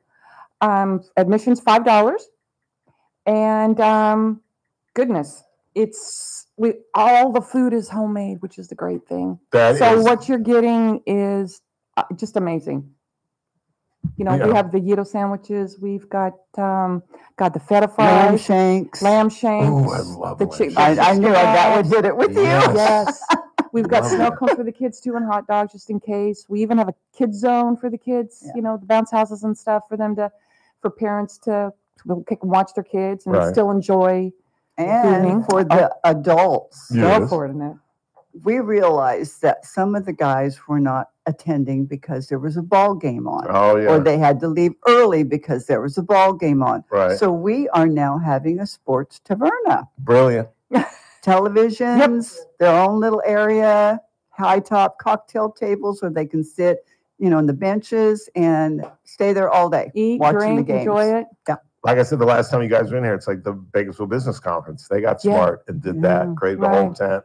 Remember, I Nice. told you my husband never left the sports at the business thing. And I said, why are you paying $300? Back then, it was $300. Yeah, yeah. Right. And I said, you could do that for free at home. I Yeah. was so mad at him. That is But funny. anyway, we also have the 5-piece band, Wow. which we've had before, and they are good. The Olympians. Yeah. And Long Beach.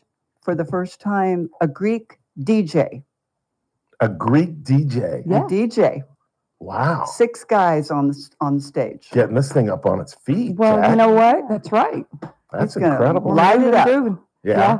And And we also have vendors. yeah, talk So about we've got that. quite a few vendors. I think we have 7 vendors in We there. have 7 vendors. We have all kinds of different things. We have Greek and European artifacts. We have Rio Bravo is bringing all of their olive oil and vinegars and whatever. They have wonderful products.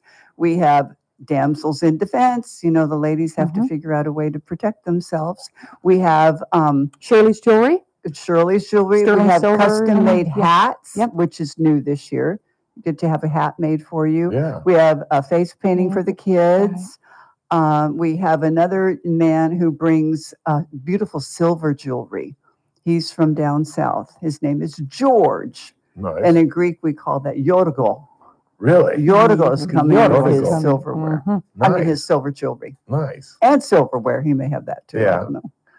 Talk about where it is, how close to the 401, events. all right, 401 Get tickets. Tuxton Avenue. St. Next George to the Greek Church, Amtrak next- station. Mhm. Right. Yeah, right. most people- Amtrak is next to the Greek There you Church. go. It's the other way around. We were corrected today. Amtrak is next to us. Yeah. And how can folks get tickets? Show up. Just show you up. can just show Or up. need to get tickets Get in them advance. here. Yeah. Aren't you having a We're doing giveaway? a giveaway. Yes. How many tickets are you giving us? How about 3 pairs? Really? Oh, yeah. Oh, we'll have some fun over the next couple of days. Right here. Outstanding. Thank you. You betcha. Yeah, those are hot tickets, Jack. That's right. 2 of them belong to me, of course, but that's beside the Gotcha. point. Also, we are staying open later on Sundays. So Friday's hours are from 4 to 10. Okay. Saturday is 11 to 10, and then Sunday is 11 to 7. Because usually we kind of close up between 3 and 4 on Sunday, but we've decided this year to go until 7 because there may be some people that we've heard as well that want to come grab dinner Sure. before they go home, or just grab something to go.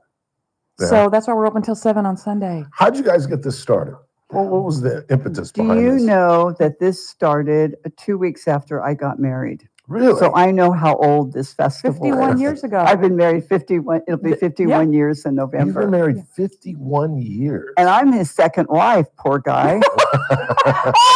He's been married his whole life.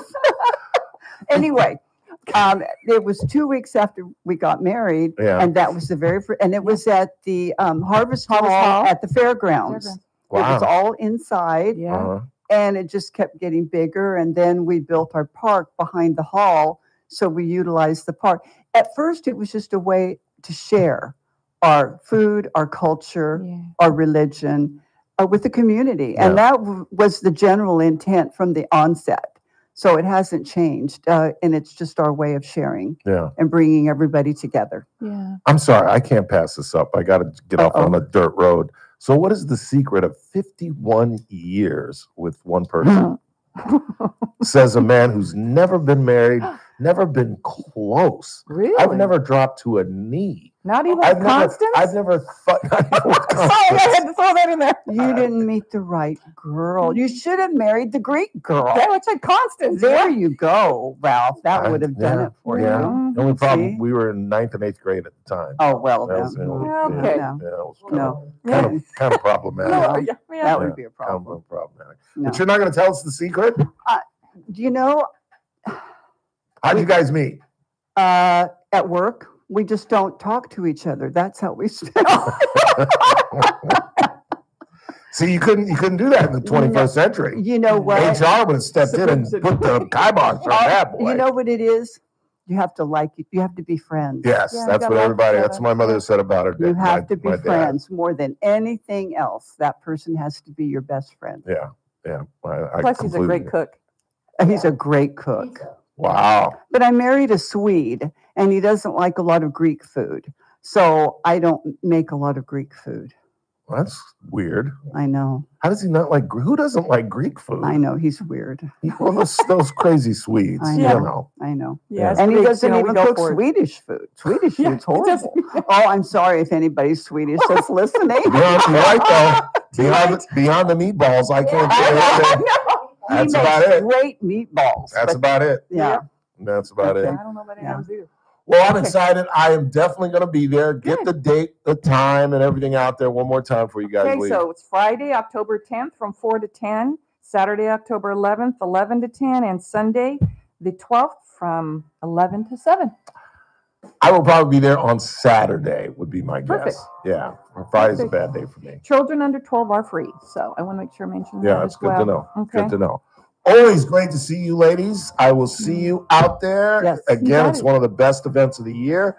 Thank you so much for the tickets. We're going to have Thank fun you. giving those away over the next couple of days. Thank you. Take care, Thanks, guys. Ralph. Thanks again You for coming in. too. Thank you. Quick time out. We'll take some, we'll check the board, see what you guys are talking about. And again, at the top of the hour, we're going to re-air our interview with Congressman David Valadao. We talked about the government shutdown and what is the possible off-ramp and who gets impacted.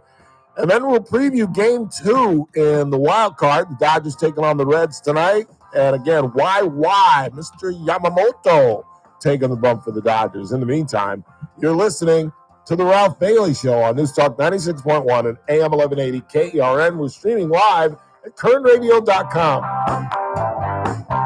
Sweet. That was great. News Talk 96.1 and AM God 1180 KERN. Thursday edition, Clay Travis and Buck Sexton Show. We will break down the absolute latest on the government shutdown. How long is it going to go? Will it have any impact on you? Plus the latest on whether Middle East peace might be coming to Gaza. Plus the Thursday picks where I try to make you guys a bunch of money on the NFL. Don't miss it. Thursday edition, Clay and Buck. Live 9 to noon. News Talk 96.1 and AM 1180 KERN. Please meet Paul Shelby's client, Rod Geis. Hello, Kern County. Oh, This is Rod definitely. Geis. My wife and I recently changed our health care coverage to Medicare. We were so fortunate to have found Very Paul good. I will Sheldon. definitely Paul come by and and his say hi. associates Kelly, Thanks, Lynn, Chickens. and Yeah, we'll have Christine were indispensable in guiding us through the transition. good to see They you have guys. comprehensive Okay, knowledge take care. and experience in Thanks all again. aspects of insurance, Medicare, and the option. They listened to our questions every time we walked in the door, and they followed up very promptly with the answers we needed. With Paul's help, we made the best decisions for us. The process was painless, and we now have comprehensive medical 3-3. coverage at a very affordable price. So if you are considering retirement and a change to Medicare coverage, Paul Sheldon Insurance Benefits and Planning is hands down the best place you can go. When Medicare matters, our team has the answers. Team Paul Sheldon.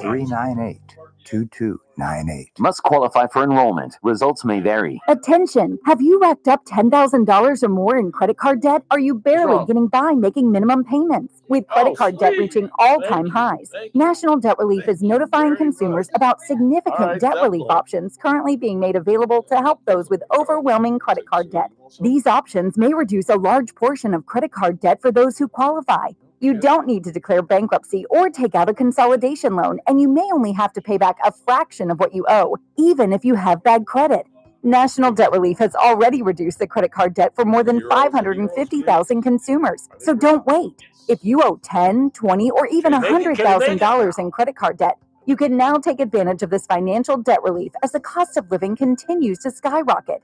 To check what debt reduction you may qualify for, call 800-399-7272. 800-399-7272. Again, that's 800-399-7272. Don't miss the Bakersfield Symphony's 94th season opening night concert, Saturday, October 4th at Dignity Health Theater. The orchestra will take you on a celestial journey with music by John Williams and close with an immersive video of the planet.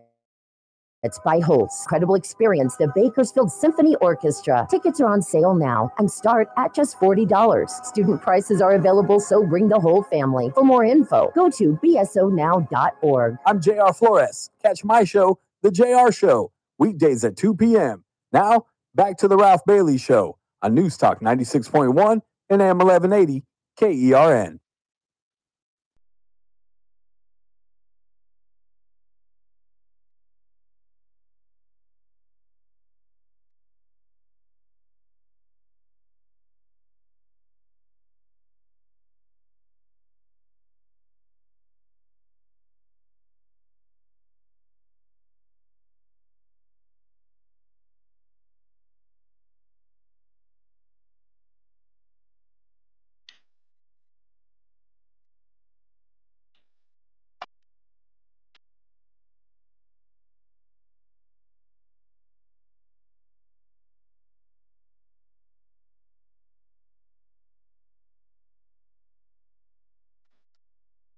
Eight 842 KERN. Again, I want to thank Elaine Solon and Annette Lundquist, the ladies from St. George Greek Orthodox Church. We'll be giving away some tickets over the next couple of days for their event coming up on the 10th of October. In the meantime, what do you got on the board?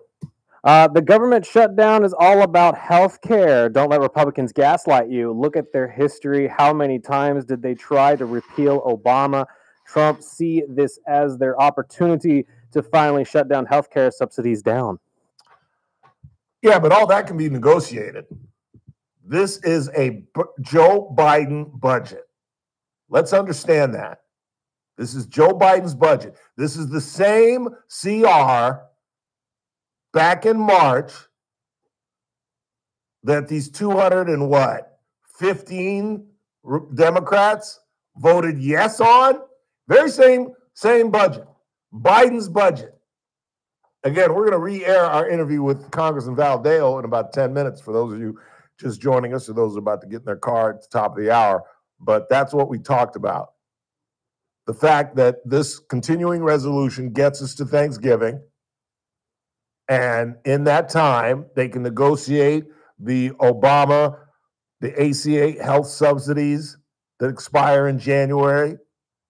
I think the president is willing to negotiate on that if we can find 5 more Democrats, because remember, 3 Democrats, including John Fetterman, who I think is on the verge of leaving the Democratic Party, because every day he sounds more like a Republican than a Democrat, but they voted with the Republicans in the Senate. We only got 55. We need 60.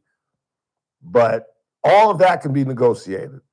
Just keep the government open, sign the continuing resolution that you voted for 6 months ago, and then we negotiate everything else. And again, as I talked about at the top of the show, you want to end government shutdowns? Instead of not paying TSA and air traffic controllers, don't pay the 535 knuckleheads inside the Beltway and see what happens.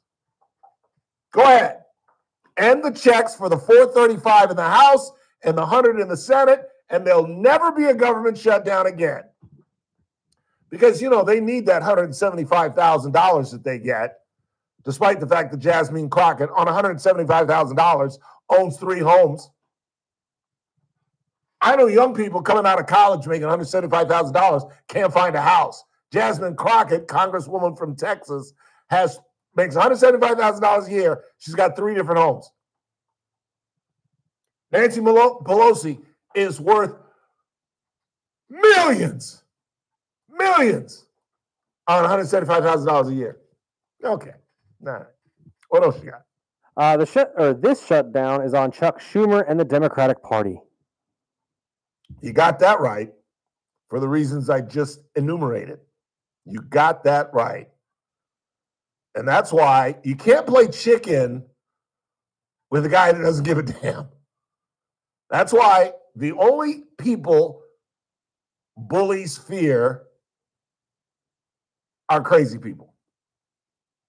That's the only people. Sonny Liston was afraid of Muhammad Ali because he thought Ali was crazy.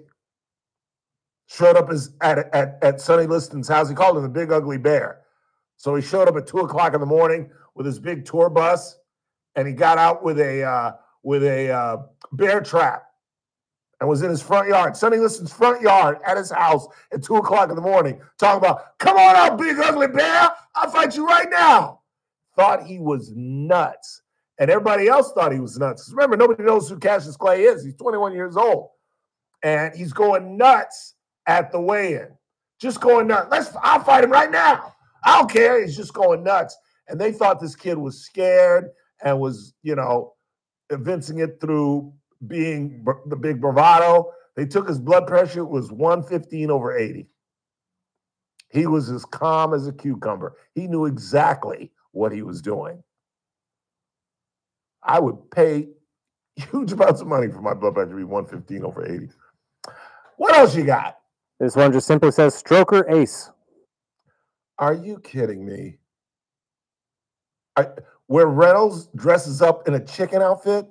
Dukes of Hazzard's better than that. Isn't Jim Neighbors, isn't Gomer Pyle in that?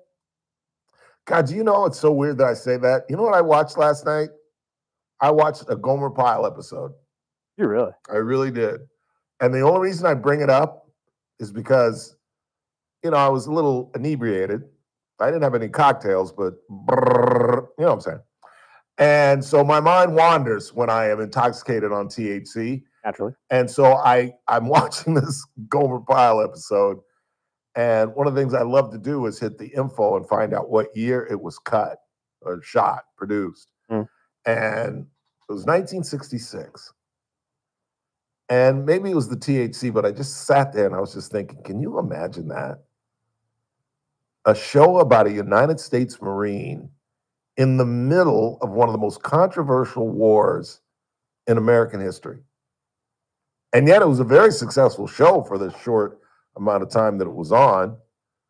And it was always the constant theme of Gomer Pyle, where he gets into trouble, but somehow he befriends somebody powerful that Frank Sutton or Sergeant Carter doesn't know about.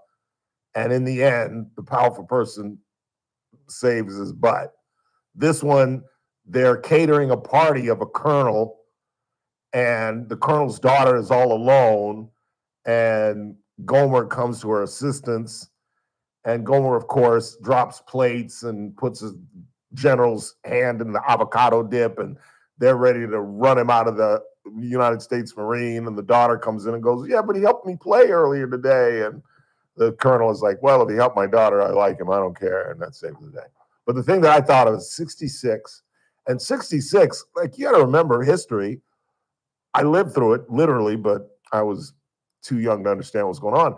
But 63, 64, 65, we had just observers in there during the Kennedy administration. And then 65, it starts to ramp up. But 66, 67, 68, those were some of the most controversial, harsh. That's when Westmoreland got involved. That's when he demanded more troops. That's when Johnson decided, I'm not quitting on this thing. And yet here is a show about a United States Marine. I think it was the THC. I'm pretty sure it was the THC. One more, and let's get into the 5. You are correct about Deliverance being his best, but another serious role that he did very good in was Boogie Nights. Somebody in the chat room mentioned Boogie Nights. Yeah, he's really good in that. Didn't he he got an Oscar nomination for that? I believe he did, yeah. One of his few, because Burt didn't win an Oscar for crap. But Yeah, that's a weird picture for me. I've seen it twice. Boogie Nights, for the few people that don't know, is it safe to call it a porn movie? Yes. Yeah, it's a pull back the curtain on the movie industry, porn industry in like the 70s. I think it's roughly, yeah, somewhere in that area. Yeah, and Mark Wahlberg plays a real character. Isn't that guy real? I don't know if it was like loosely based on Ron Jeremy or something like that, but no, I think it's another guy. The different guy? Yeah, but who was incredibly gifted. Actually. And then that picture at the end, that's not Wahlberg. Oh, wouldn't think so. No, where he's hung like a horse. And whenever I bring that up, I always ask the question, you've ever seen a horse aroused? No, I don't want to. It's one of the most amazing things. I'm sorry, physiologically, it's one of the most amazing things. I was at Santa Anita at the paddock, and a horse got erect, and I was like, all I could think of was Catherine the Great. No, she didn't. There's no way. That thing it's as long as your arm, your leg. I'm not kidding. Mr. Ed was a bad man.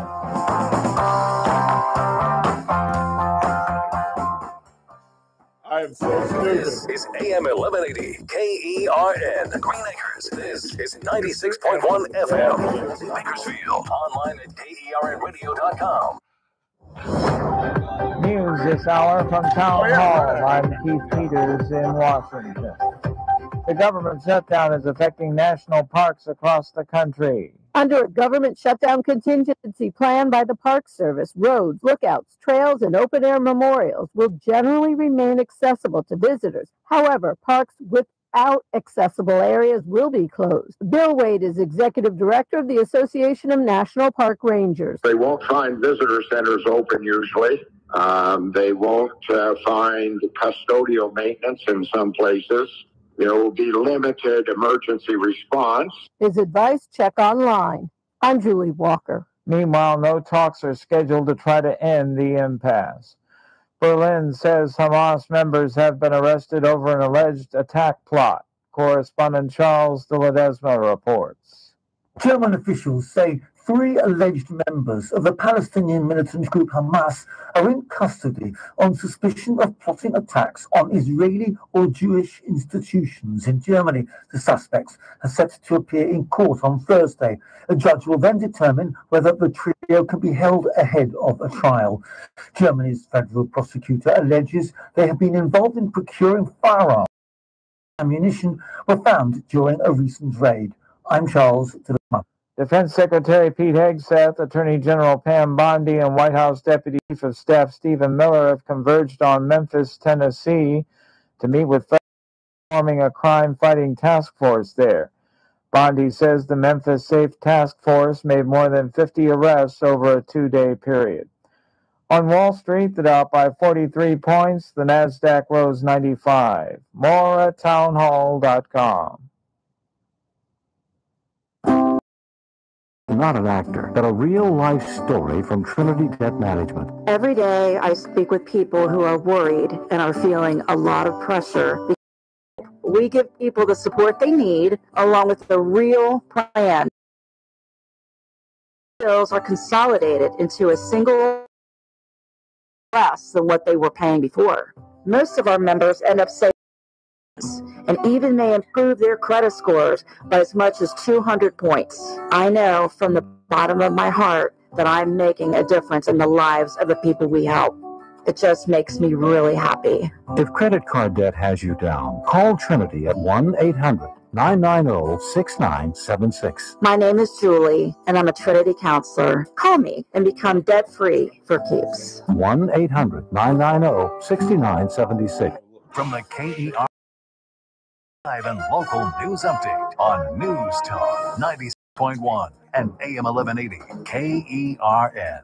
I'm Bill Robbins. The federal shutdown, if it continues for very long, is expected to have a significant effect on Kern County and everything from business operations to obtaining oil permits. There will likely be disruptions to programs like WIC and CalFresh. Ian Anderson from Cal State Bakersfield.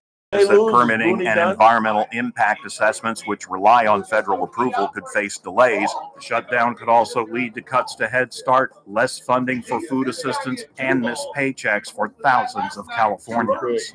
A passenger has died and a driver is badly hurt after a one-vehicle wreck that happened on Highway 99. CHP was called in at around 3:15 Tuesday morning. The man driving the Hyundai Elantra veered off the road into a wrought iron fence and then struck two trees. The driver was taken to Kern Medical. The passenger was pronounced dead at the scene. Starbucks has announced that hundreds of its stores are being closed nationwide. Some of those stores are in Bakersfield. The locations on Ming Avenue and White Lane have already closed their doors. Two other locations in Kern County are rumored to be closing. So far, that has not been confirmed on the Starbucks website. The company has reported shrinking profits and sales from some locations. Adding to the problem is the tariff on coffee beans, which drives up cost. Ponies and pumpkins are on tap for this Halloween as Banducci's Family Pumpkin Patch has reopened. The pumpkin patch is located at 10,747 Taft Highway. Admission is $5 a person. Kids under 5 get in free, and admission includes a trip through the corn maze. You can find details on days and times on the Banducci's Family Pumpkin Patch Facebook page. I'm Bill Robbins in the KERN newsroom with news every half hour when it breaks on News Talk 96.1 and AM 1180 KERN. What do you think, this is the Army where you shoot them a mile away? You gotta get up close like this. Bing, you blow their brains all over your nice Ivy League suit. It's the Ralph Bailey Show on News Talk 96.1 and AM 1180 KERN. Now make sure you leave the house when you make the call. You understand me? You hear me? Call from an outside line. I mean it. Call in or text to 661-842-KERN. That's 661-842-5376. Listen live at KERNradio.com. Now, the host you've been waiting all day for. Live from the KERN studio, here's Ralph Bailey. Final hour of the broadcast on this first day of October. It's the Ralph Bailey Show on News Talk 96.1 and AM 1180 KERN, where we're streaming live at KERNradio.com. Later in the program, before we get out of here, you will hear from Carolyn Levitt, the press secretary for the President of the United States, talking about the shutdown. Also, J.D. Vance chimed in. We'll hear from him as well. We'll chronicle the life of Jane Goodall, a primatologist and conservationist who died at the age of 91 and made a career out of examining the life and behavior and socializing and mating and just the way of life of chimpanzees. She's a beautiful woman when she was young. She really, really was.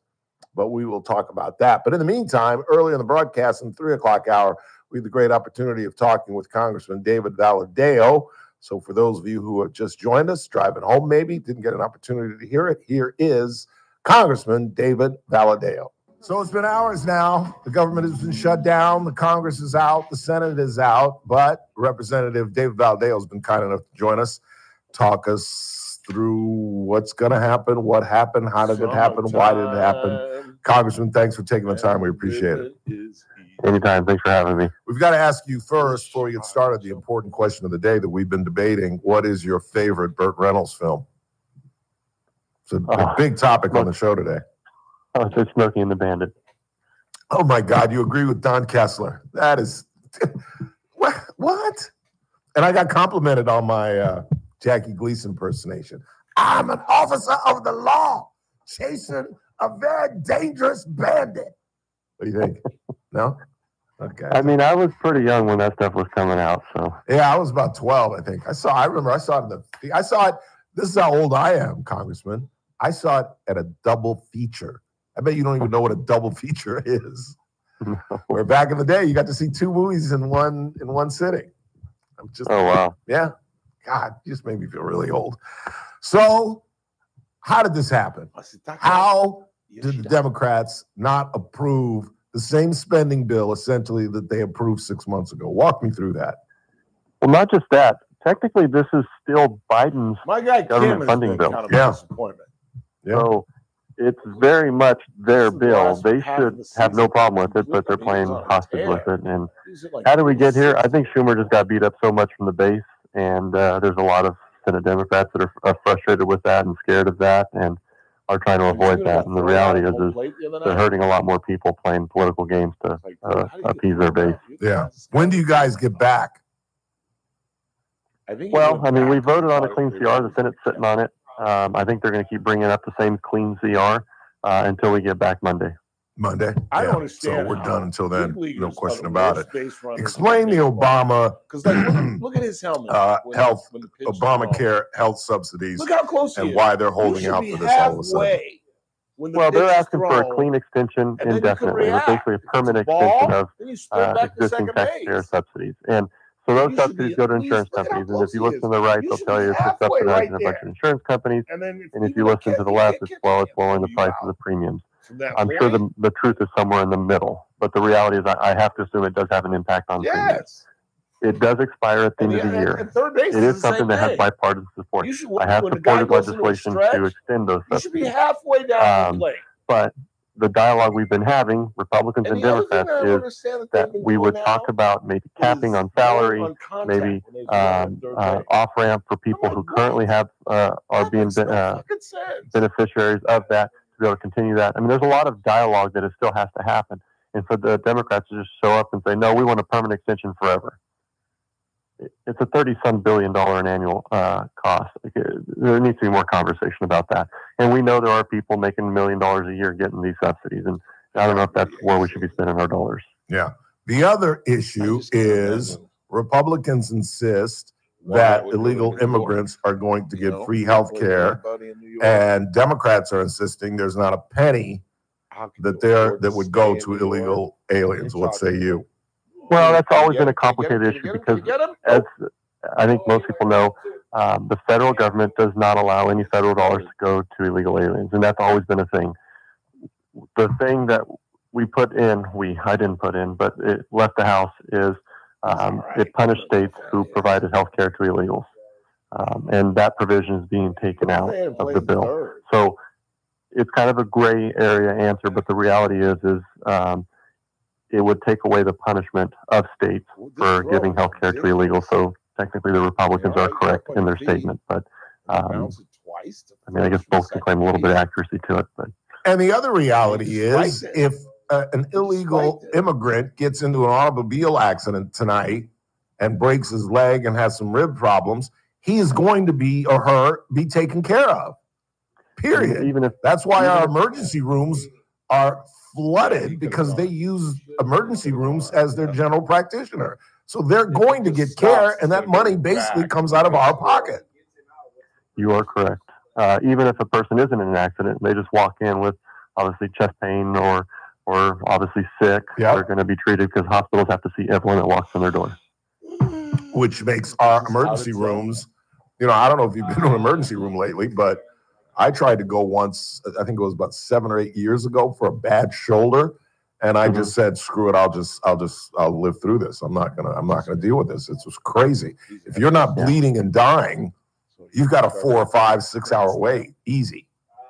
Yeah. No, I've been in the emergency room quite a bit over the last few months. I've got some relatives that have some health issues. So very familiar with the backlog of people and the issues we're dealing with there. And that was one thing that even some of the clinics, the rural healthcare clinics and all those that we helped support over the years, was to try to get people away from the emergency room. The reality is that we still struggle to get them over into those clinics, but it is something that was the purpose of a lot of those resources that we fought for over the years. Absolutely. What In is Philly, what are you talking about? the off-ramp for this? Because we know Donald Trump isn't going to blink. Well, for the shutdown, I don't know. So what, I mean, gets it to the track? I know that he is always willing to make a deal. I just don't see this one being the deal. I can see them agreeing to, hey, let's handle this, because the perception out there that Donald Trump is a very conservative, slash and burn kind of guy, he typically isn't. His administration, obviously Russ Vought, very aggressive, but when it comes to immigration, Trump has been pretty open about it. When it comes to the healthcare stuff, even J.D. Vance was on TV saying that he was open to the dialogue on the Obamacare tax credit. This isn't the place. Negotiating hostage taking is not where we're going to do this. But I do believe there's an opportunity there. It just has to, it requires the senators to come to the table and say, all right, we'll work with you, make this public, but you're going to work with us on this. And you've got till November 21st to figure it out, which is what the CR gives us that time frame. Walk us through the process. Congressman David Valdeo is our guest. Walk us through the process. What if they come back Monday and say, all right, we will sign off on the CR? Where do we go from there? Well, and I sound really optimistic on this, but the Appropriations Committee has actually done a good job this year, and even the Senate Appropriations, now that we're under Republican leadership, Senator Collins from Maine, as the chair of the Senate Appropriations, they've actually moved appropriations bills off their floor and sent them to us, and we've moved all 12 of our bills out of committee and 3 off the floor. So we're actually more progressive than we've ever been. Yeah. And so we're excited about that. We're actually negotiating at least 3 appropriations bills, and we've got top line numbers. We're pretty much in agreement with the Republican 4 corners, or the appropriations 4 corners. So we're in a good spot to move forward, and actually, even if we have to do another CR, at least we can take a chunk out and do appropriations bills for my subcommittee, the Ledge Branch, the Ag one, USDA, FDA, and Military Construction Veterans Affairs. And those 3 are already in conference where we're negotiating with the 4 corners, and the other 9 are really close. Yeah. I feel optimistic that we can get it done by November 21st, but no kidding. The games that are being played right now are obviously not helpful. I love the people. Why can't the ACA health subsidies be a separate bill by itself and just simply vote on that? Well, that's what it should be. Yeah. I mean, that's just simple common sense. And the thing we hear most about from our people at home is, why do you always have these massive packages with so many little moving parts in it? Yeah. And reconciliation is a good example of that. But on appropriations, we already have a lot of different topics, because when you do a CR, you're funding everything from Department of Defense to Department of Ag, Department of Interior, all these different departments. And then you're going to throw in a policy provision that permanently extends a tax credit with no reforms to it, and knowing there needs to be something.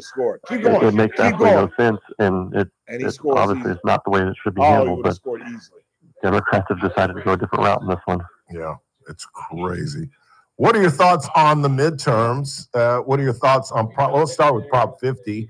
Can we stave this thing off and prevent even fewer Republican congressmen in the, what do we have, 9? Well, they want to get us down to like 4 or 5 with this redistricting. And I think that's a solid point. Obviously, we will lose from the current number we have. But what people are forgetting is we just lost a few Republicans in the last election cycle. Obviously, Mike Garcia, Michelle Steele, and then John Dwordy. So you had those 3. And then there was the Katie Porter seat that used to, Mimi Walters used to be there. And then there was even the old Darrell Issa was there at first, and he moved.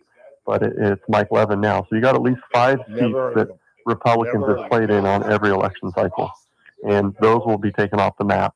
And then you've got 4 or 5 of us that'll be made a lot more vulnerable. Myself, Kevin Kiley, Doug LaMalfa, Darrell Issa, and Ken Calvert. So it's a potential. You can make the argument that it puts 8 to 10 seats out of California for the Republican Party. So it's very much a very aggressive gerrymander. We need to kill it. I mean, there's just no ifs, ands, or buts about it. It's been considered, it's easily considered probably the worst gerrymander we've ever seen. Yeah. And it's obviously Gavin Newsom looking for a way to put himself on a national stage. Oh, dude, and I think he should have just done a better job as governor. And if he had been successful on that front, he would obviously be a successor to the White House. Right. Well, let's pray that he gets nominated. That's for sure. Because I think JD would wipe the floor with him, but that's beside the point. Final. How would you judge in the 8 months? How would you judge the Trump administration thus far? He's like, no. Exciting. Did you see the one with Blake Snell bad. catching last night? A lot of stuff going on with immigration has been pretty frustrating, but I mean, he campaigned on getting rid of people who are here to do us harm, and I think the American people obviously support that.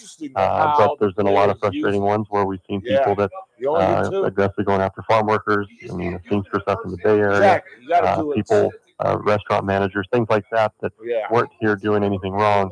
And the administration obviously has been too aggressive on that front.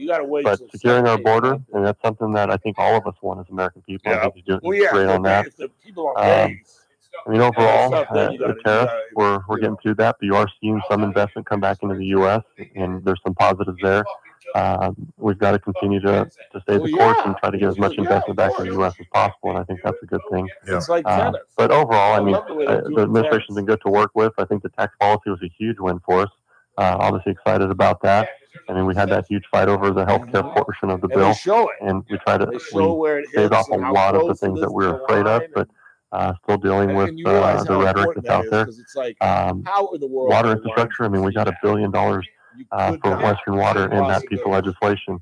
That's going to be a huge win for us in California if we can keep as much of that money as possible in California and truly invest it in conveyance or in storage. Yeah. I'll leave you with this. It may be early to ask this question, but I don't know when the next time I'll get to talk to you. Any discussions of you sitting down and having a debate with your Democratic rival, Dr. Jasmeet Bains? I assume that'll happen when the time comes. I mean, I've always had debates. I usually just wait for the primary to be over, not to have a ton of people on the stage. Just let voters decide who they want to hear from, and then we'll obviously have a debate at that point. Yeah, I'm sure 17, Mr. Trahi, will set something up for you guys. Always good to talk to you, sir. We appreciate it, taking the time, and good luck getting out of this thing. It's crazy. Just doesn't make a lot of sense. All right, thank you. David Valadeo. That was from News Talk. That was from earlier in the broadcast. In the meantime, we'll take a short time out and come right back. You will hear from the press secretary and the vice president of the United States on the government shutdown. And then at the bottom of the hour, it's damn near game time. Game 2. Reds, Dodgers. Yoshinobu Yamamoto taking the bump for the Dodgers. In the meantime, you're listening to The Ralph Bailey Show on News Talk 96.1 and AM 1180 KERN. We're streaming live at KernRadio.com. News Talk 96.1 and AM 1180 KERN. On the next Armstrong and Getty Show, Pete Hegseth talking tough at the Pentagon. We loved it. But what about the armaments? Do our guys have the tools they need to face off against China? Plus, the latest with the Israel-Gaza negotiations. And how are you holding up with the government shutdown? It's a tough time for all of us. We'll have all the latest on the next Armstrong and Getty Show. Weekdays noon to 2 on News Talk 96.1 and AM 1180 KERN. You guys know that I'm not a really big fan of Halloween, but can we at least admit that at the end of the night, it's really about a risque evening of ladies wearing kitty cats and police uniforms and the dirty nurse, et cetera, et cetera. Well, that theme is picked up at Casey's Steakhouse because on October 31st, Cassie Biddle is throwing a 1001 night party, which is going to skip the costume party and join them for dinner and a belly dancing show. It's going to be a great night with a 5-course meal, 2 craft cocktails, and photos with the belly dancers who'll be performing on F Street for 3 hours that night. Tonight, you may not want to miss October 31st, obviously Halloween night, beginning at 6:30 on F Street at KC Steakhouse. Longtime sponsors of the Ralph Bailey Show. So my mother is thinking of switching from Verizon to Pure Talk, but she's worried the deal sounds too good to be true. Michael, she said, how can those Pure Talk people offer me the same basic service as Verizon for so much less money? I said, Ma, go ask Google how much Verizon spends on advertising and promotions. A few seconds later, my mother said, oh my goodness, $12 billion a year? That must be a typo. I'll tell you what I told my mom. It's not a typo. Verizon spends $12 billion a year on advertising and promotions, and their customers are paying for it. Well, Pure Talk doesn't spend that kind of money on commercials. Trust me, I would know. That's why they can offer you and my mother unlimited talk, text, and plenty of data on a crazy fast 5G network. I can chew on that for 3 days. That's such a good deal. Huh? So that is a really good deal. All right. Go ahead. I can't. I said that's a really good deal. It is. Because I only have like 2 pieces of pizza. Yeah, especially with the chicken and wedges there too. And I'm done. Pizza sounds bomb right now. I don't have the money for it right now. You gotta wait till we get paid. Arena. Get tickets now at MeganKelly.com. Presented by Y Refi and SiriusXM. The Charlie Kirk I'm hoping, but technically the 5th, I think, is Sunday. Exactly. That's why it'll hit 96.1 Friday, and AM Saturday at the 1180 latest. KERN.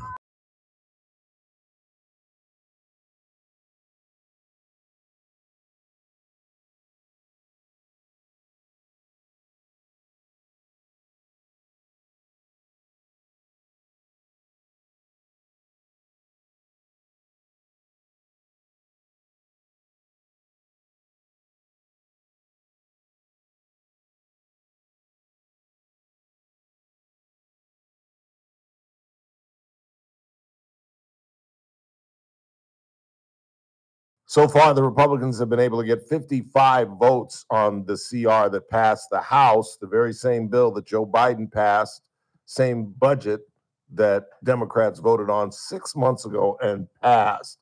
In the meantime, here is Press Secretary Carolyn Leavitt.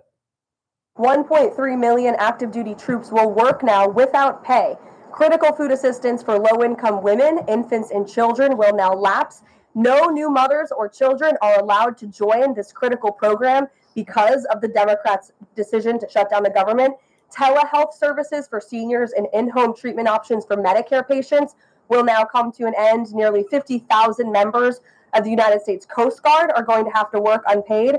Over 13,000 air traffic controllers will work without pay, as well as TSA agents, which will very likely create flight disruptions. And pay will now stop for over 150,000 federal law enforcement officers. These are not just numbers and statistics. These are real Americans who have families at home. And, you know, these people make good money, but you can be making $150,000 a year and still be living check to check. You could be making six figures and still can't afford to miss a check, you know, because your lifestyle is commensurate with what you're making. And when that $500 car payment is due and that, $2,500, $3,000 mortgage is due and all, you know, you're just as much in trouble as the guy that's making 40 grand a year. Meantime, J.D. Vance chimed in on some of the differences between the Democrats and the Republicans. If you're an American citizen, you've been to a hospital in the last few years, you probably noticed that wait times are especially large, and very often somebody who's there in the emergency room waiting is an illegal alien, very often a person who can't even speak English. Why do those people get healthcare benefits at hospitals paid for by American citizens? The answer is a decision made by the Biden administration that the Trump administration, working with congressional Republicans, undid. We turned off that money spigot to healthcare funding for illegal aliens. The Democrats, in their legislative text, want to turn it back on. This is one of the reasons, you know me, I've been real fervent about the idea of not going after people who have been here for years. But when you examine the amount of money that's being spent on those folks and being ignored on real citizens, you know, it's as if you got free tickets to Dodger Stadium, okay? Let's put it this way. Let's say you snuck in at Dodger Stadium and you got in. And the security guard says, well, yeah, you got in, but if you want to come back, here's what you have to do. And those people say, no, I'm just going to sneak in again. You know what I'm saying? That may be a crazy analogy, but you see what I'm getting at? You snuck in. You successfully become part of the American dream, and then you just sit on your laurels and you make no attempt, many, not all, but make no attempt to learn the language. Because I'm sorry, it's the reality. I've seen so many Latino families where the children speak English and the parents and the grandparents still don't. And you've made no attempt to assimilate and become part of the American dream, the true part of the American society. Why? Because Democrats set up things where you can suck on the government teat and you don't have to worry about learning the language. You don't have to worry about taking the immigration test. Meanwhile, there's a line of legitimate people that are doing it the right way. Here's more from probably the next president of the United States, J.D. Vance. There are various ways in which the Biden administration waived away illegal immigration status. They gave parolees, they gave asylum claims to people who weren't really claiming asylum.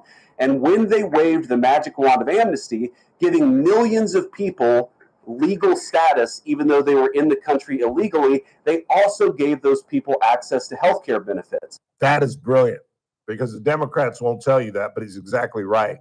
All these asylum seekers who are not citizens, they're sucking off the money that should be going to American citizens. And that's all because of the Democratic theme, which I firmly believe at this point. When you ask yourself, how in the world could Joe Biden and the Democrats let in so many immigrants? They were votes. That's why. They were votes. And that's what they were relying on. We'll get these people in here. We'll make them Democrats. It's the only logical answer for why they watched 20 million people come in here just walking across and then literally lied throughout the entire Biden administration. Oh, the border's secure. Kamala Harris, the so-called czar, went on 60 Minutes in that famous interview that got edited in her favor and said that the border was secure. Well, it is now, God dog it. It sure is. Final half hour of the broadcast. It's the Ralph Bailey Show, right here on News Talk 96.1 and AM 1180 KERN.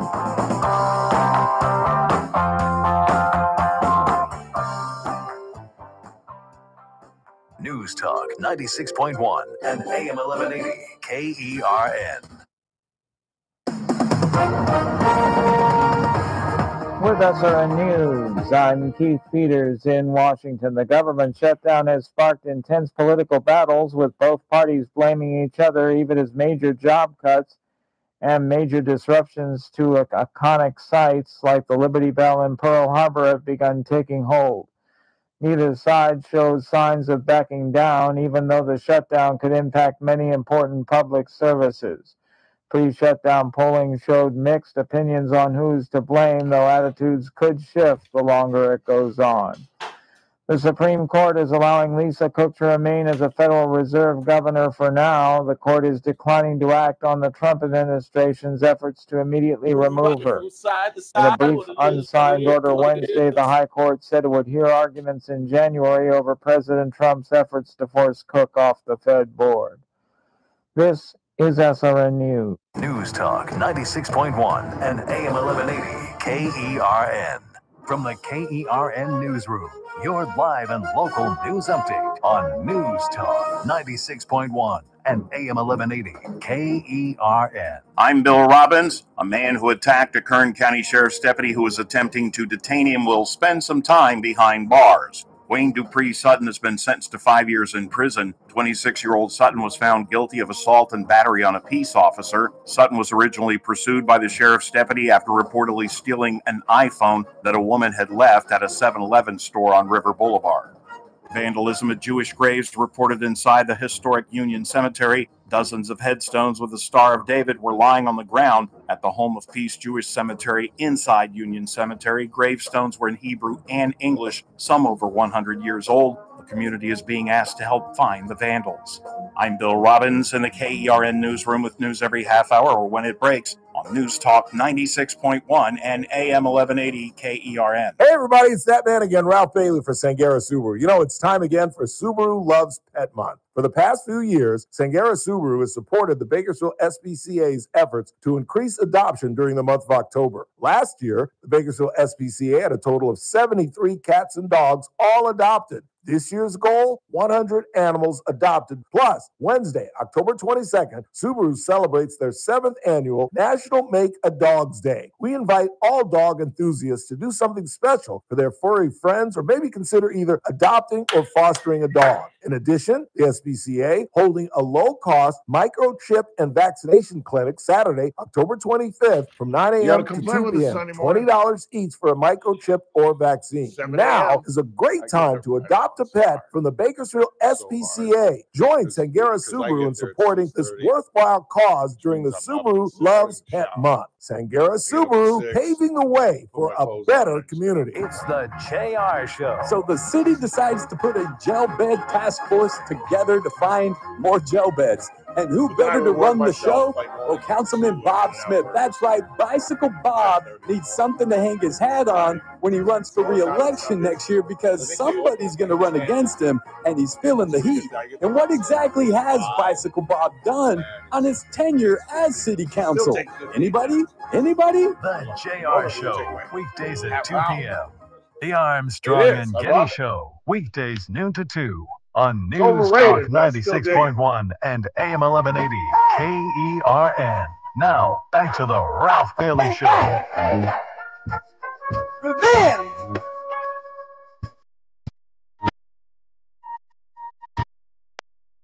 I'm mad! Got to get back! I need some get back! Hey, back! 842-537-6842-KERN. All right, so I got my tennis racket. Tennis racket? Yeah. Are we going back to playing tennis? I told you that. You don't remember me saying that after the what was the last final? What was the last major? Oh, that's right. You did mention that you wanted to get back on the court. The U.S. Open. Yes, the U.S. Open. Where I read that tennis is the healthiest sport out there. I still that. I always thought it was swimming. I have to Because you're agree. using just about every And muscle the shape in your you're body. in after Yeah. you get into that, like. But there are statistics. I don't know if I asked Jeet Singh about this, but I read this somewhere that there is a 9-year life expectancy for people, 9-year longer life expectancy for people who play recreational tennis. 9 years. I don't know, maybe too late for me, because I'm just going to go out and my next buy. I didn't buy. I actually got it from my neighbor. So by that logic, technically David Couch and Scott would live longer than you? Yes. Yes. Although, when was the last time Couch played tennis? I mean, that's fair. In fact, I was supposed to call him today. He's supposed to come on the show. What's today? Wednesday? Oh, that's right. We were supposed to. Yeah. Got to get him on tomorrow, Friday. He told me he'd come on this week. But I don't think David's played in a long time. I understand, though, he was the Roscoe Tanner of his time. That's what everybody keeps telling me. Roscoe Tanner was a very tall left-hander who had the hardest serve in tennis. I heard in he the 70s. actually had the record for a while. Who, Couch? Yeah. Yeah. And I heard Cox has got some skills, but he can't. No, I'm serious. Oh, I know. I heard that, but with his shoulder and his arm. And his Well, leg. he's supposedly getting back into it too. Yeah, he's playing. Maybe you can have a rally partner. Look at that. No. No? No. You No, can't get I a can't. KERN video going? No? No. I can't move. My knees You know, and my that's feet fair. are so shot. I'm Galvin. playing golf this weekend. Are you? It looks like it. I'm in, let's see if I can, yeah. The ankle's back. Thank you, Jesus. That's the one good thing. I noticed that last night. It just comes and it goes. And again, like I said, Cothery told me that on the allopurinol, I was going to have some attacks, but I stayed on it. I'm only taking 1,500 milligrams. It's 300, trying to bite it in half.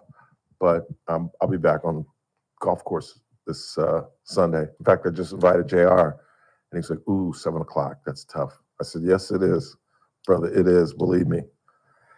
I hate getting, I get up. I'm up on a Sunday at 7 o'clock. I'm just not out the door. No, it's different There's a when you have big- stuff to do in the Yes, morning. Yes, it's a big difference. And now, it's a little chilly in the morning at 6:30. That could be nice, though. Yeah. I'm going to play well this weekend, too, coming off my 86. I understand what I'm doing wrong. Absolutely understand what I'm doing wrong. I'm going to set my head, and I'm trying to work on speeding up my swing and having a more closed stance. Mhm. I've been watching a bunch of videos and Have you ever taken actual video of yourself since that one time? I used to do that all the time and send it to Ragone. I haven't done that in a long time. Well, you just did it. Well, no, I guess it wasn't just did it. You did it a while ago. Yeah. Because I remember someone giving you tips on it too, but I don't think it was Ragone. No. Yeah, I do remember that. I don't remember who it was, but I remember you doing that. Yeah. Mark says my swing is trash. Well, he says I'm aimed wrong and my feet are wrong. And well, give him some tips there, Swain. He does. No, he does. Oh, he okay. absolutely does. I was like, you can't necessarily just say it's trash and not try to help you with Well, it. he's never called it trash, but he's just always saying, you're he laid down a club, as a matter of fact, and showed me just how off my aim is. My aim isn't the issue, although I'll miss a fairway for you, but it's just I'll hit it down the middle, but I'm making bogeys from 190 yards out. I think it's consistency with you. No, it's distance. Really? Particularly, it's. I'm telling you, it's different at BCC. I don't know whether the fairways are harder, but I hit more irons at BCC than I do at Sundale. I've got more. There are par fours out there, like the first hole at BCC. I hit like 6 iron, 5 iron. I can get to that first trap and hit it about 160 yards. But on the first tee at Sundale, it's really not even that far long a par 4. I'm hitting 5 wood. And I'm just not that consistent with it. I'm hitting it fat a lot. I think I'm going to move that back in my stance. I don't know why I'm talking about my golf game. I really don't. But yeah, that's what I want to talk about, the fact that I'm going to go up to Jastrow Park, which is a nice stretch of the legs. Once I get my tennis shoes, then I'm just going to hit balls, which is great exercise. It's a nice walk to Jastrow and back. And I'll just spend 45 minutes, an hour against the wall. And like I said, it's probably too late for me to add any years to my life. But it's never too late to get back or exercise, though. Yeah, and I started my dumbbells again. Good. I started my dumbbells again because I started feeling weak, and I'm just doing. Actually, now that you say it too, this just consistently reminds me. But apparently, my grandfather was a pretty good tennis player too before his knee got messed up. But I used to play all the time when I was in my 20s and 30s. I used to play with Rich. God, I always say Rich Weintraub, but that's not his name. Something Weintraub. He was the weekend sports guy. And then I started playing with Todd Carley. But when I played with Weintraub, he would beat me. He was a collegiate player. And he beat me 6-1, 6-2 every single time. And if I got 2 games, I was like, yes. It's always astounding the difference between a collegiate athlete, a professional athlete, and a high school athlete. I couldn't touch his serve. Yeah. I couldn't touch it. The only way I could be in the game is if he missed his first serve. Yeah. But if his first serve hit the square, I couldn't. Even if I got my racket on it, it was, coming floating back, and then he'd crush it, and the point was over. It was ridiculous. We'd play for like 35 minutes, and then we would hit for another 35 minutes just so we could get some exercise because he'd beat me in 2 sets in half an hour. Yeah, that doesn't surprise me at all. It's crazy. 842-5376, 842-KERN. What do you got? Why would any Democrat trust Trump in any agreement to do something on ACA later on, quote unquote? It doesn't make any sense. Well, it's better than shutting down the government. Or why don't the Democrats present it as a separate bill? It's ridiculous to say that you just voted on the same thing 6 months ago, but now all of a sudden you're all concerned about the ACA and the running out in January and blah, blah, blah, blah, blah. There's got to be some trust somewhere. And I think in that meeting that they had with Hakeem Jeffries and Chuck Schumer, that the president, according to J.D. Vance, was open to some of the things they said, but just said, we're not going to blink on where we're standing right now. So just sign the continuing resolution. Let's talk. And I think they could come to an agreement. I really do. But Democrats aren't. Now it's become about leverage. And for the very first time, and I think due in part to the incredible low approval rating of the Democratic Party. I forgot to tell you this, speak of the devil. Do you know who was on The View this morning? It must have been this morning because I would have talked about it yesterday. Mr. Mamdani, The next mayor of New York. And do you know that the ladies of The View absolutely ate him up like tapioca pudding? And I was like, thank you, Jesus. I hope all the Democrats embrace this guy. I hope he becomes the face of the Democratic Party because it is moving so incredibly far left. It's absurd. This man is a socialist. He's a borderline communist. He wants to set up government stores in the 5 boroughs. He wants to defund the police. He wants to get rid of cash bail. He wants to lower sentencing, which is the biggest problem in our judicial system. The amount of time people get sentenced. It's crazy. But they embraced him. Kamala Harris endorsed him. The smarter Democrats, Hakeem Jeffries and Chuck Schumer, ain't touching it. Ain't touching it. Because this guy is going to be an abject failure. How can I predict that? History.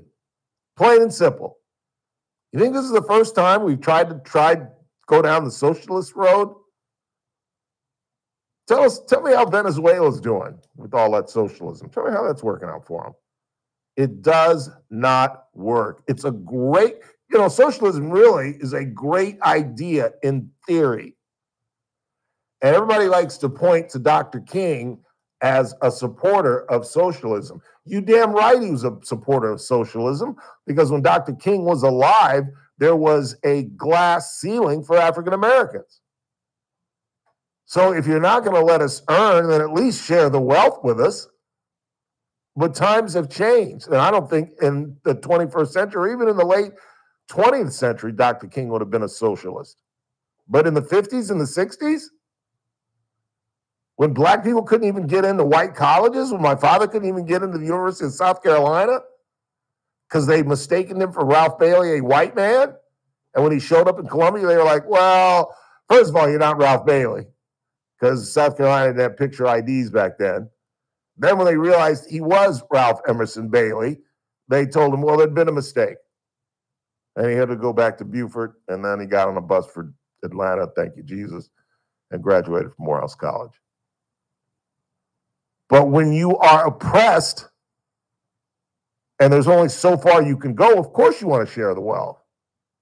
But now that there are opportunities, it's a whole different ballgame. So socialism does not work. And any allusion to Dr. King supporting it is just a different era that is absolutely incomparable. You cannot make the comparison. You just can't. Let's go ahead and take our final break of the night. I'm doing Pizzaville tonight. Spending $30 on a large 2-topping pizza. What should I go with? I'm thinking pepperoni olives. Olives? That's a good combo. No, I'm not an olive guy. Not an olive guy? No. Pepperoni sausage then. Pepperoni sausage sounds good. Or ham. Always Canadian bacon. I can't do ham. No? No, that's gout. Gout. Ham's bad. Pineapple on pizza? No.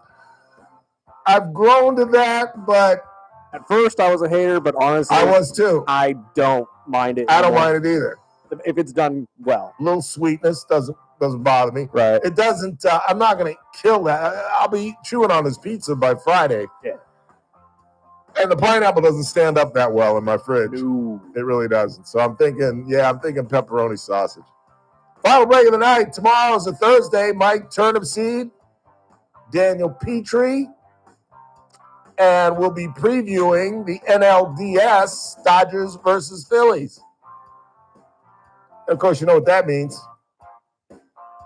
Shohei Ohtani will be starting Game 3 tomorrow because I just mushed him.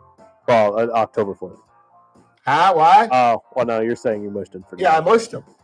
So we got to go 3 now. Yanks just took a 4-3 lead. Did they really? Well, in the 12 or 11, whatever it is, wild cards, the team that wins first wins all thus far. Final break of the night. Keep it locked. It's the Ralph Bailey Show on Newstalk 96.1 and AM 1180 KERN, and we're streaming live at kernradio.com. News Talk 96.1 and AM 1180 KERN. Start your day right. First Look with Scott Cox, 6 to 9 a.m. On the Thursday edition of the First Look program, assuming we all survive day 2 of the government shutdown, from 6 to 9 a.m., you can tune in right here and get the very latest in news, traffic, and weather. Again, 6 to 9 a.m. right here in News Talk 96.1, AM 1180 KERN. Yeah, I'd like to order the streaming live on the special. internet at kernradio.com.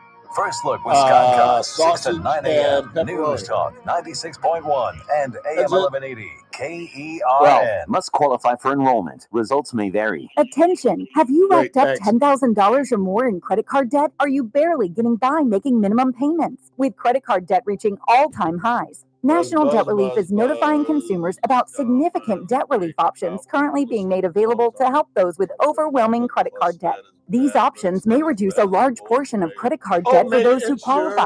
You don't need to declare bankruptcy or take out a consolidation loan, and you may only have to pay back a fraction of what you owe, even if you have bad credit.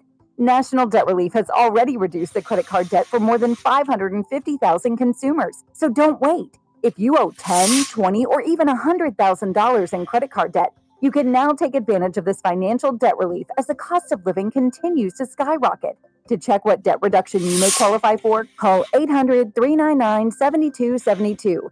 800-399-7272. Again, that's 800-399-7272. For over 50 years, the St. George Creek Festival has been a fall favorite for Bakersfield residents, and this year, American General Media is proud to be a media sponsor for this annual event. October 10th through the 12th, you'll experience traditions and tastes of Greece in a relaxing outdoor setting right here in Bakersfield. Enjoy all your Greek favorites from souvlaki to gyros, plus tantalizing desserts like baklava and loukoumades. Live music will be provided by the Olympians, as well as a DJ. Plus, enjoy St. George's amazing Greek dance groups. Something new this year is our sports taverna. Watch your favorite games all weekend long as you enjoy your favorite libation. This is a fall event you don't want to miss. Admission is $5 for adults, children under 12 free. So don't miss the St. George Greek Festival, October 10th through the 12th, located at 401 Truxton Avenue in the Hellenic Park. Open Friday from 4 to 10, Saturday 11 to 10, and Sunday 11 to 7. Admission is $5 for adults, children under 12 free. Oppa! I was always tired, sleepy, and had no energy. I had relentless, debilitating headaches. Valley fever has many faces and impacts people differently. If you have a lingering cough, fever, or painful breathing for more than 2 weeks, talk to your doctor. I am Quan Louie, I am Bryn Kerrigan. and we are the faces of Valley Fever. Visit kernpublichealth.com to learn more. Don't miss the Bakersfield Symphony's 94th season opening night concert, Saturday, October 4th at Dignity Health Theater. The orchestra will take you on a celestial journey with music by John Williams and close with an immersive visual experience to The Planets by Holst. Don't miss this incredible experience, the Bakersfield Symphony Orchestra. Tickets are on sale now and start at just $40. Student prices are available, so bring the whole family. For more info, go to bsonow.org. The Clay Travis and Buck Sexton Show, live 9 to noon. Now, back to the Ralph Bailey Show on News Talk 96.1 and AM 1180 KERN.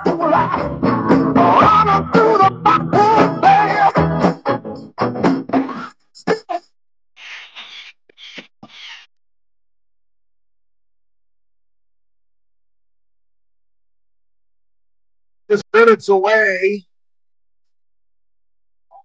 from first pitch, Dodgers Reds. Yoshinobu Yamamoto taking the bump.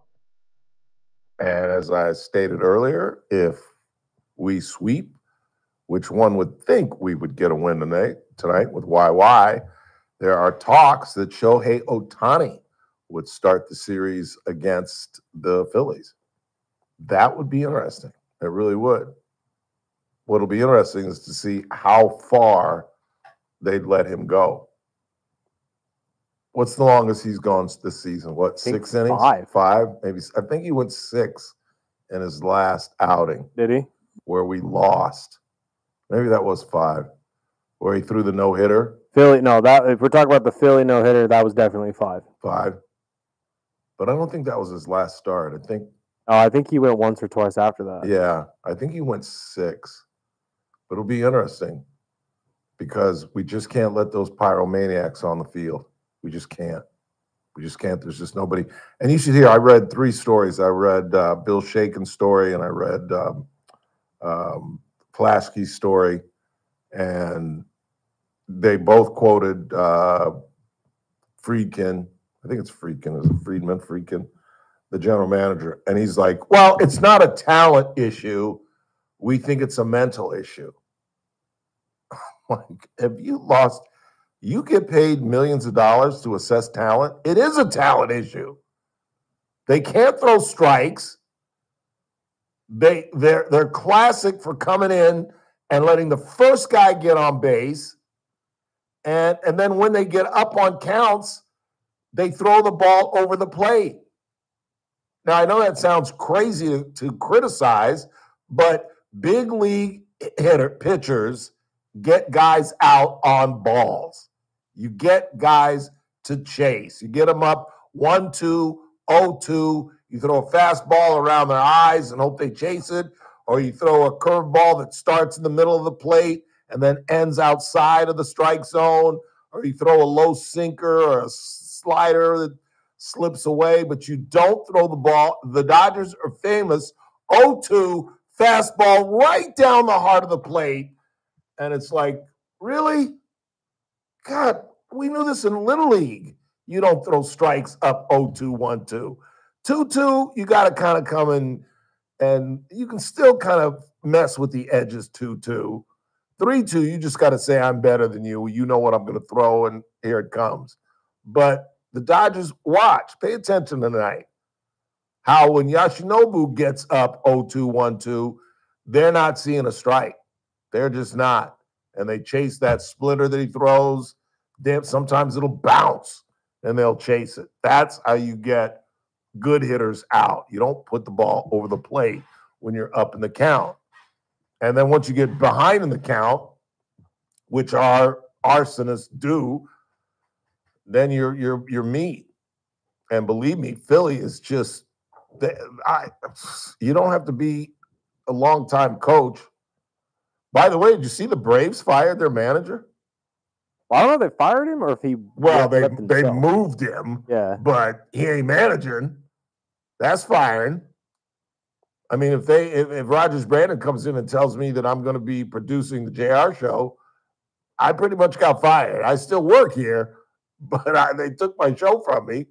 Guy just won the World Series 3 years ago? 2 years ago? 21? 22? Well, we won it. When did we win? We won it in 20. Then they won it in 21 with this guy, right? I would think so, yeah. God, it's a tough business. It's like media. It's a tough business. In fact, the Giants fired their guy. Bruce Bochy got fired in Texas. I couldn't believe that. That surprised me. That really did. I mean, Minnesota moved on from there. Yes, they did. He was our third highest winning manager they've ever had. And Ron Washington, the Angels, got rid of their coach. Yeah, and actually, you know who here's on the line for that job? Is he an ex-Angel? Mm-hmm. Ex-Angel. I'll give you another hint. Pujols? Yes. Really? Yeah, that's what I hear. That's the rumor going around right now, is that he's the first one that the owner wants. That's interesting. I'm telling you, there was a 6, 7, 8 year period where he was the baddest man in MLB. And he's managing right now down in Dominican, I believe. Is he really? I think so. Now I didn't know that.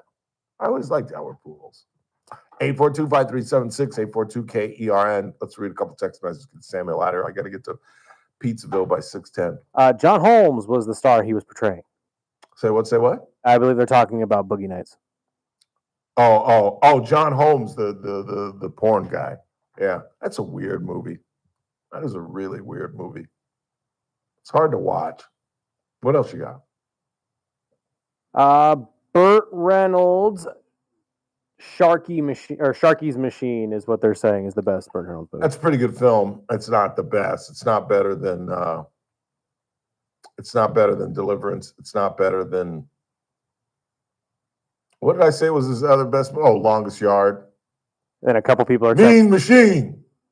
Mean Machine. You need to watch the Adam Sandler version. If you haven't. It is entertaining. But some people are also texting and saying that he portrayed an Indian in Gunsmoke for a little bit as well. Yes, he did. That's the beginning of his career. Yes, he did. I was not a big fan of Gunsmoke, but I had to watch it every summer because my grandfather, it was his favorite show. There's a great story about that, but regarding Lady Bird Johnson.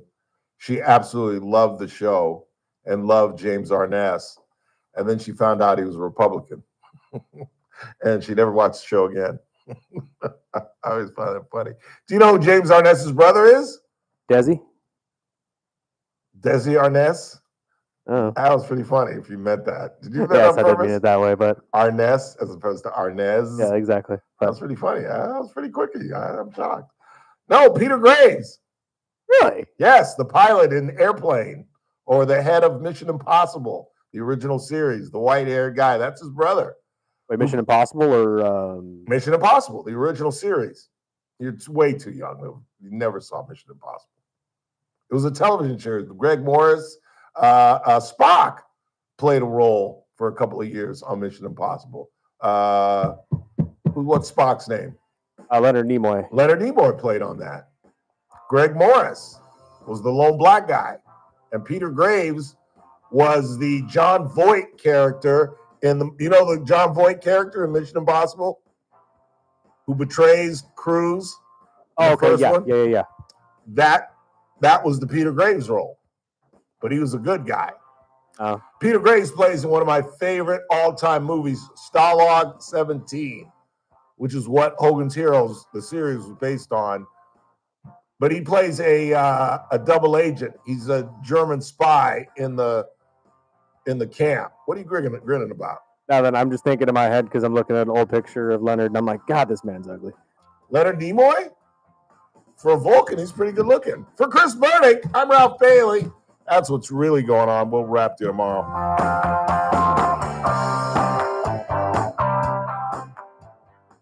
This is AM 1180 KER.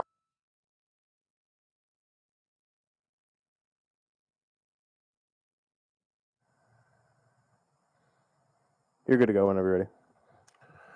All right, what did we do today? I gotta call my car.